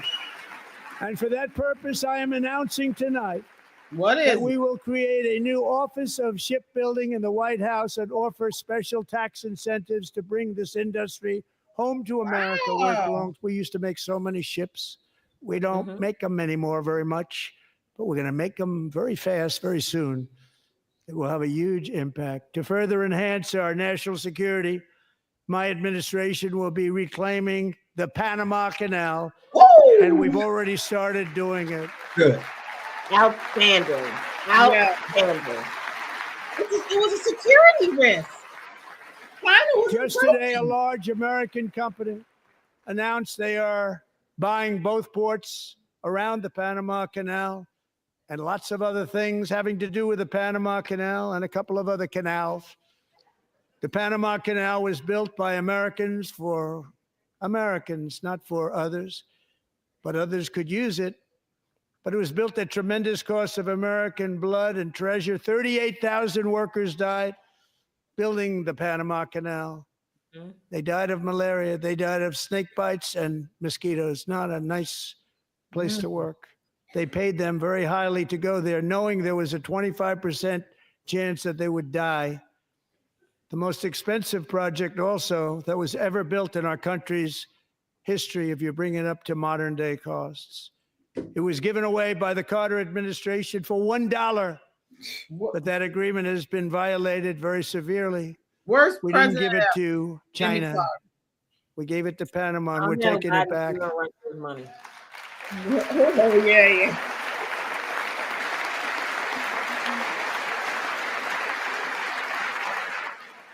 Oh, Real Leo said his family helped build the canal. And we have Marco That's Rubio in charge. Good luck, Marco. Wow. Now, we know who to blame if anything goes wrong. Marco's been amazing, and he's going to do a great job. Think of it. He got 100 votes. You know, he was approved with actually 99, but the 100th was this gentleman, and I feel very certain. So let's assume he got 100 votes. And I'm either very, very happy about that, or I'm very concerned about it. But he's already proven. I mean, he's a great gentleman. He's respected by everybody, and we appreciate you voting for Marco. He's going to do a fantastic job. Thank you. Thank you. He's doing a great job. Oh, look, there he is. There he is. Great job. And I also have a message tonight for the incredible people of Greenland. We strongly support your right to determine your own future.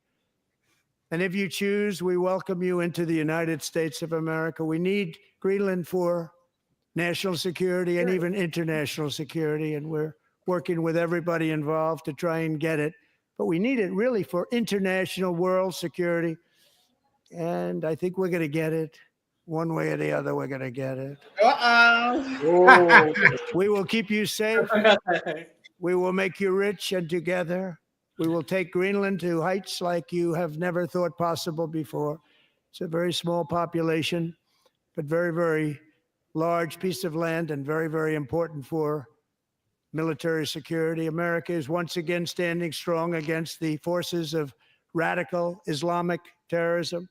All right. 3.5 years ago, ISIS terrorists killed 13 American service members and countless others in the Abbey Gate bombing during the disastrous and incompetent withdrawal from Afghanistan. Disgraceful. Not that they were withdrawing, it was the way they withdrew.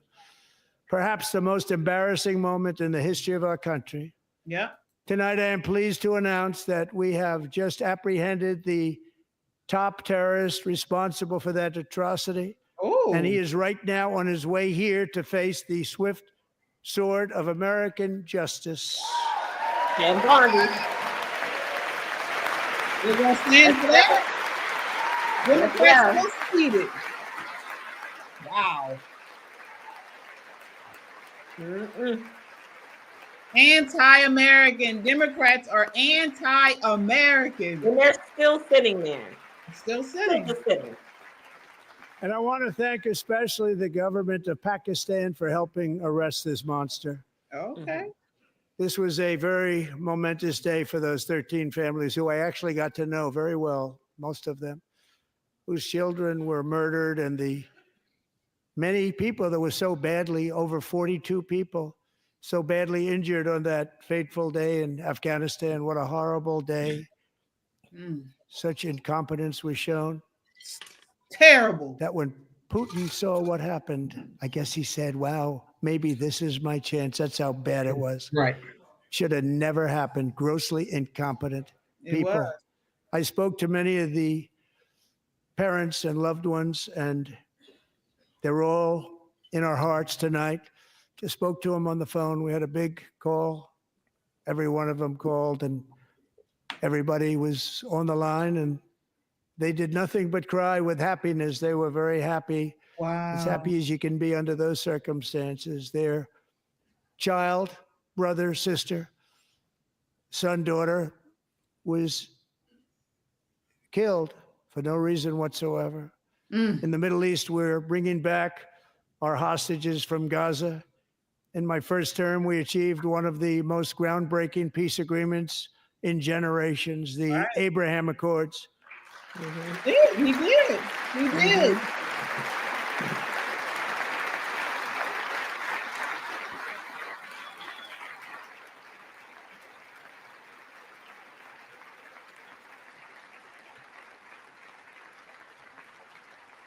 And now we're going to build on that foundation to create a more peaceful and prosperous future for the entire region. A lot of things are happening in the Middle East. People have been talking about that so much lately with everything going on with Ukraine and Russia.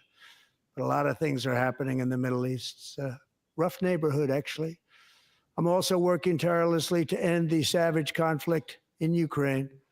Millions of Ukrainians and Russians have been needlessly killed or wounded in this horrific and brutal conflict with no end in sight.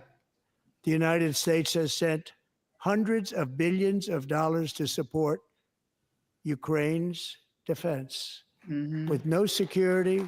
Here we go. No anything. Here we go. Let's go.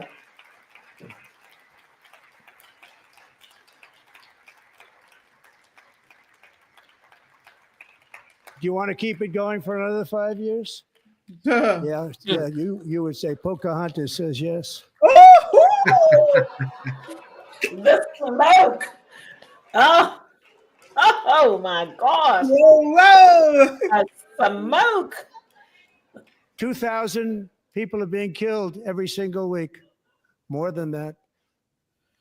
They're Russian young people. They're Ukrainian young people. They're not Americans, but I want it to stop. Right. Meanwhile, Europe has sadly spent more money buying Russian oil and gas than they have spent on defending Ukraine by far. Think of that. They've spent more buying Russian oil and gas than they have defending. And we've spent perhaps $350 billion, like taking candy from a baby. That's what happened. And they've spent $100 billion.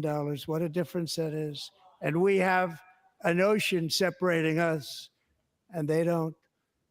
But we're getting along very well with them, and lots of good things are happening. Biden has authorized more money in this fight than Europe has spent by billions and billions of dollars. It's hard to believe that they wouldn't have stopped it and said at some point, come on, let's equalize. You got to be equal to us. Because it's not their money. It's Earlier our today, money. I received an important letter from President Zelensky of Ukraine. The letter reads, Ukraine is ready to come to the negotiating table as soon as possible to bring lasting peace closer. Nobody wants peace more than the Ukrainians, he said. My team and I stand ready to work under President Trump's strong leadership to get a peace that lasts. We do really value how much America has done to help Ukraine maintain its sovereignty and independence. Regarding the agreement on minerals and security, Ukraine is ready to sign it at any time that is convenient for you. I appreciate that he sent this letter, just got it a little while ago. Simultaneously, we've had serious discussions with Russia and have received strong signals that they are ready for peace. Wouldn't that be beautiful? Wouldn't that be beautiful? Amazing. Everybody needs to be on their feet. Everybody needs to be on their feet. No boots on the ground from the United States. They're sick. They're disgusting. Wouldn't that be beautiful?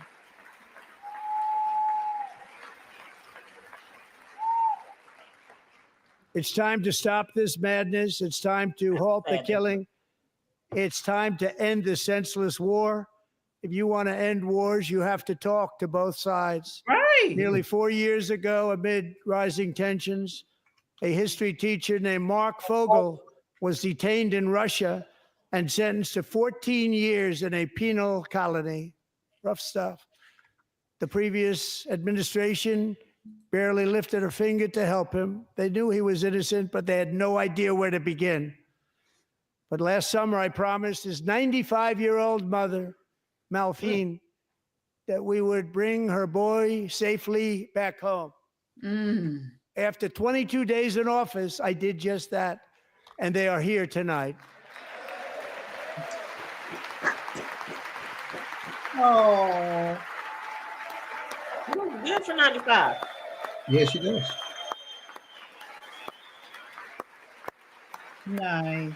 Are they going to stay seated for this too, the Democrats? Of course they are. Shameful. Shameful. Here's a horrible segue for you guys. You want to look good, buy yourself a pop hoodie. A Pop in Politics hoodie. Go to our website, www.popandpoliticslive.com. To Mark and his great mom, we are delighted that they're safe and sound and with us. As fate would have it, Mark Fogel was born in a small rural town in Butler, Pennsylvania. Have you heard of it? Where his mother has lived for the past 78 years. Wow. I just happened to go there last July 13th for a rally. That was not pleasant. And that is where I met his beautiful mom right before I walked onto that stage. And I told her I would not forget what she said about her son. And I never did I? Never forgot. Nope. Less than 10 minutes later, at that same rally, gunfire rang out, and a sick and deranged assassin unloaded 8 bullets from his sniper's perch into a crowd of many thousands of people. People died. My life was saved by a fraction of an inch. but some were not so lucky. Corey Comparator was a firefighter, a veteran, a Christian, a husband, a devoted father, and above all, a protector. When the sound of gunshots pierced the air, it was a horrible sound. Corey knew instantly what it was and what to do. He threw himself on top of his wife and daughters and shielded them from the bullets with his own body. Corey was hit really hard. I saw You it. know the story from there. He sacrificed his life to save theirs. Two others, very fine people, were also seriously hit. But thankfully, with the help of two great country doctors, we thought they were gone and they were saved. So those doctors had great talent. We're joined by Corey's wife, Helen, who was his high school sweetheart, and their two beloved daughters, Allison and Kaylee. Thank you. Wow.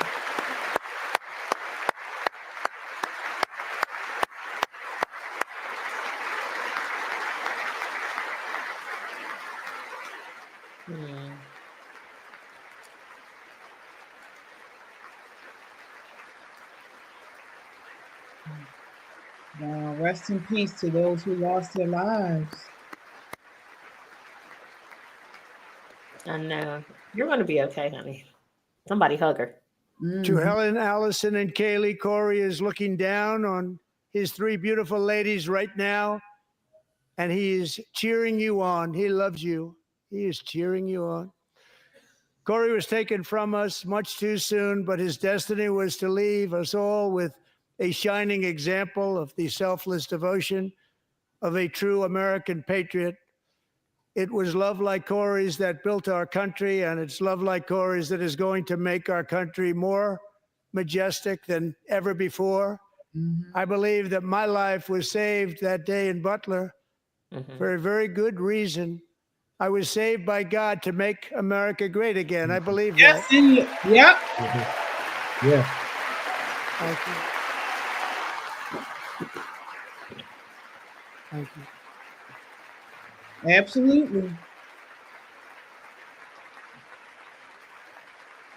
Thank you.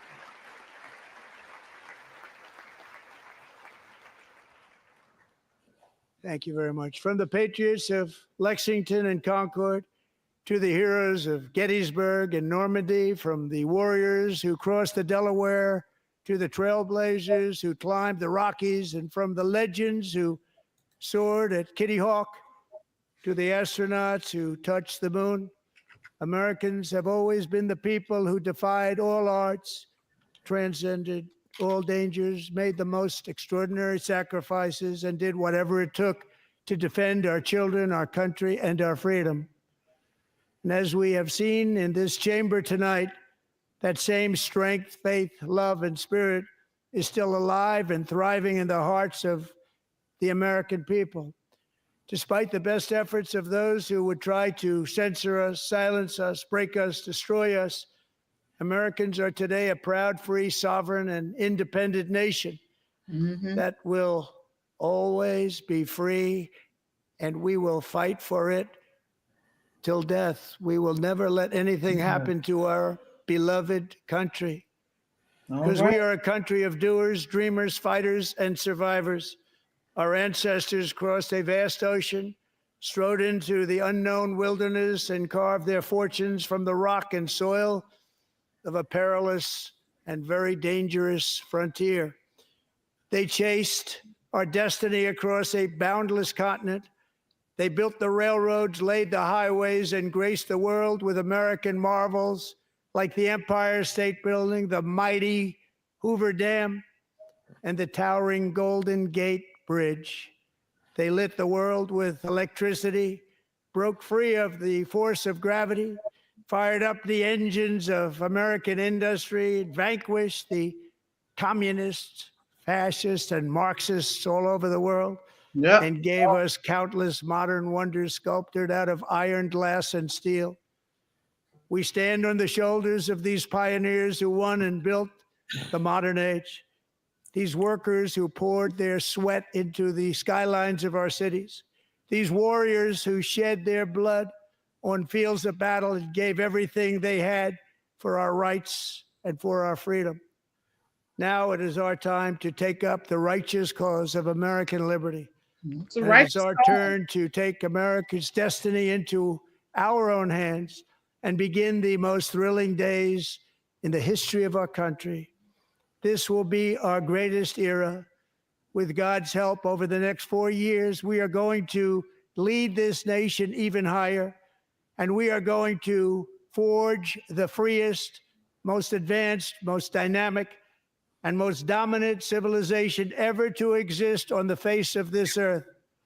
We are going to create the highest quality of life, build the safest and wealthiest and healthiest and most vital communities anywhere in the world. Let's go. We're going to conquer the vast frontiers of science. We're going to lead humanity into space and plant the American flag on the planet Mars and even far beyond. Woo!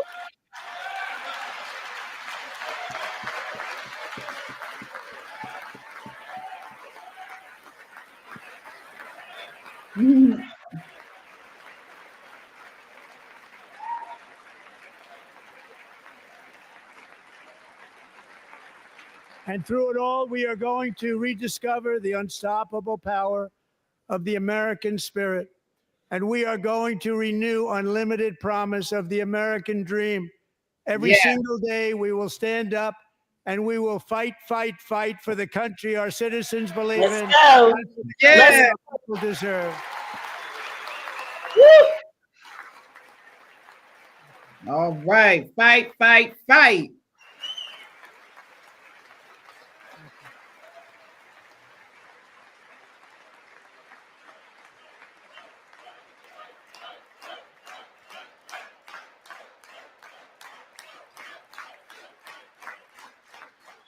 My fellow Americans, get ready for an incredible future because the golden age of America has only just begun. It will be like nothing that has ever been seen before. Thank you. God bless you. And God bless America. Woo!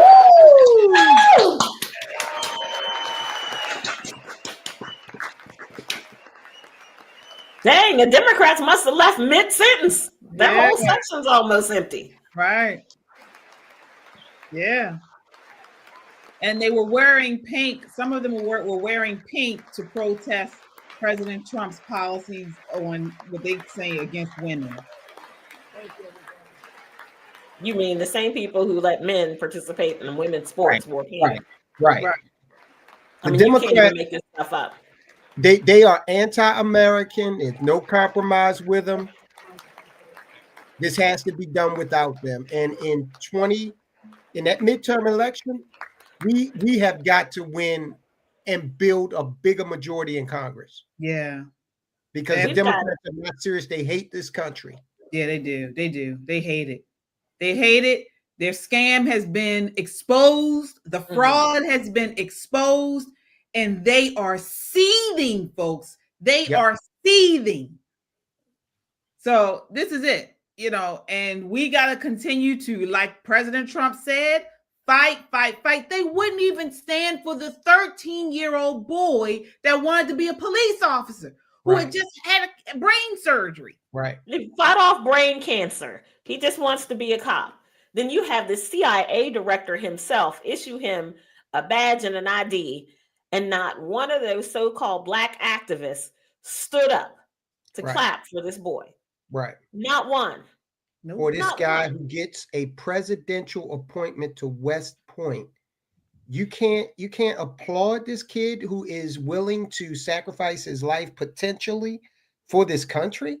They are sick. Then you see the Joint Chiefs sitting there knowing they want to jump up, knowing that they want to applaud. They should have stood up. They should have stood up and showed the morale that the rank and file show every single day when they go put on their BDUs and go PT.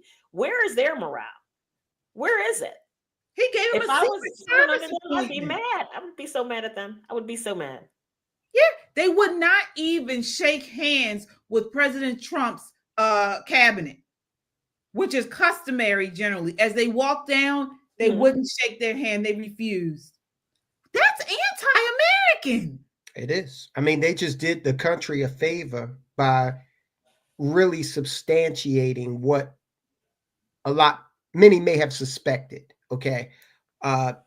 They couldn't applaud anything. Even that the end of the speech was very aspirational for America. Who could disagree with any of that, right? I guess the Democrats. Yeah. I mean, didn't applaud Lake and Riley, her moms who stood up. Nothing. Jocelyn Angari. I mean, here's the thing.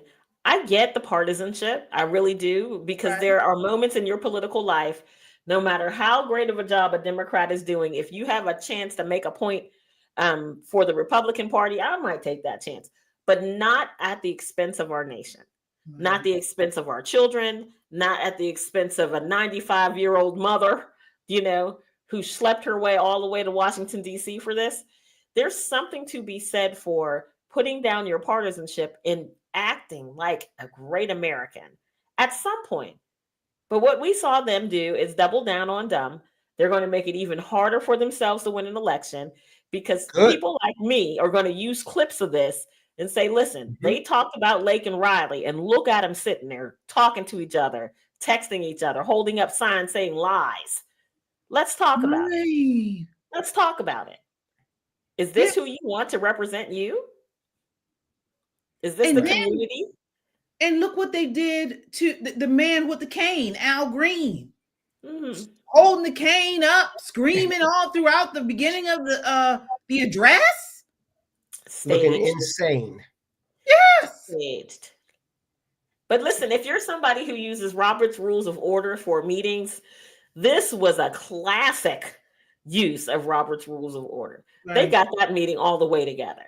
And he ought to be ashamed of himself. There's a time and a place for protest, and this was not it. When the president is addressing the joint Congress, I get it. We didn't stand up for Biden much because he didn't give us much to stand up for, but they were respectful to a degree. Well, no one did anything like that, and they need to censure him tomorrow morning.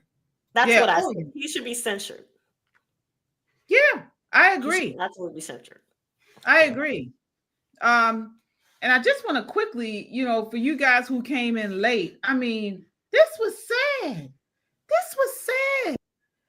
What they did to this boy. I want to just show him very quickly.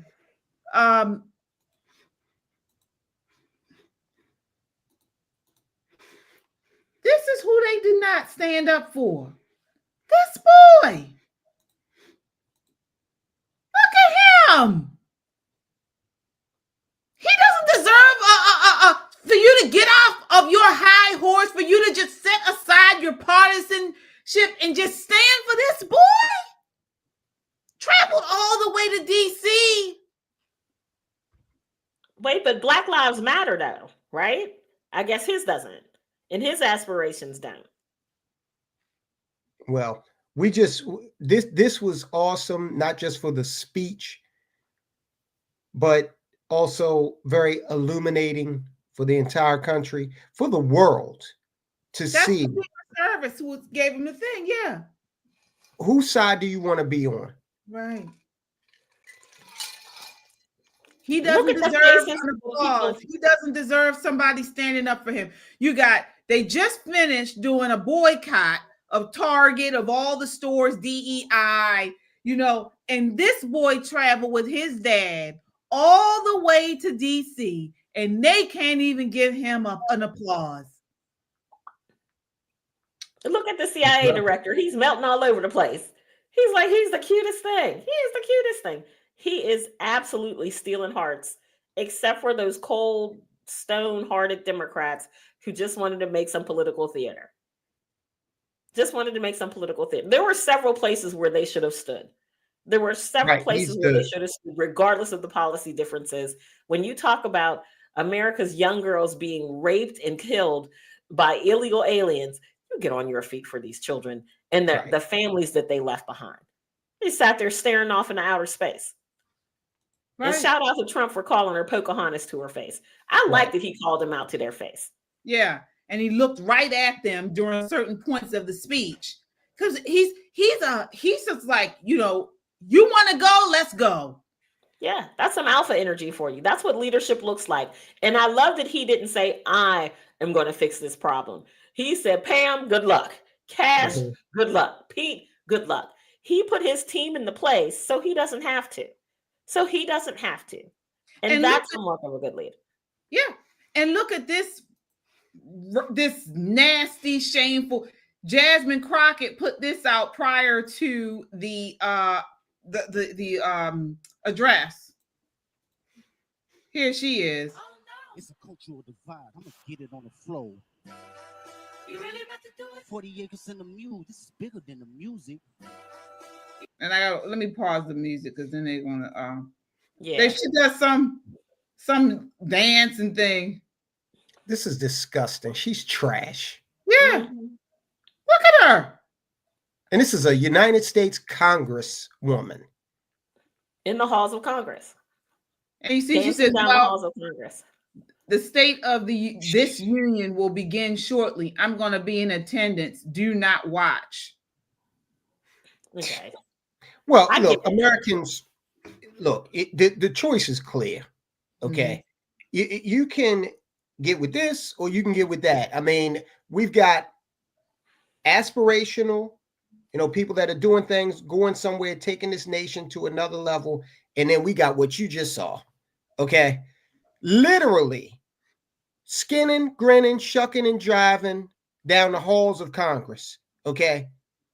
So, I mean, the choice is clear. A lot of people are going to be left behind with this coonery and buffoonery you just saw from Jasmine Crockett. Right. And this is what they always do. They always got to dance. They always got to get some type of celeb. This is their MO. This is what they think is cool. And this is what they think is going to be, this is what we should be doing. It's stupid. And like you said, it's trash. It's trash. You're part of over a 230 some odd year old institution. And this is what you do. You don't lead with intellectual discourse. Mm-mm. No, they're making TikToks. They're making content, right? While we make policy, they make content. And you see how much that content helped them in the last election. Didn't help them any. They have not learned one thing. Right. They have not learned one thing. The clip that we watched earlier, if you're listening, you can hear Sonny Hostin in the back talking about, some people just didn't show up.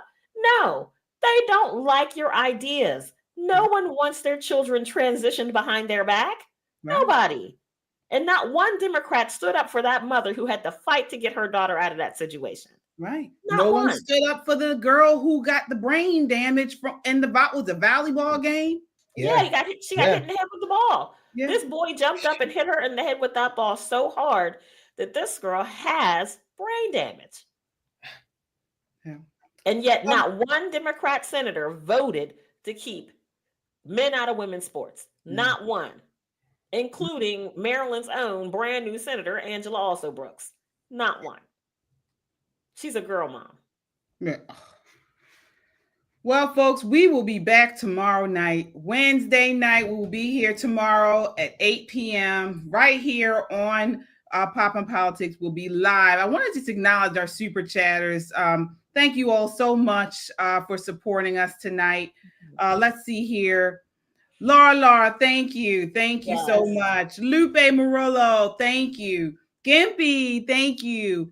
Rico, right, thank you. Not there yet. Thank you so much. Kung Fu CJ, love you guys. Mr. Tony Mac 23, welcome. Taurus Princess 5516, thank you for your super chat. Fed Up Patriot, thank you.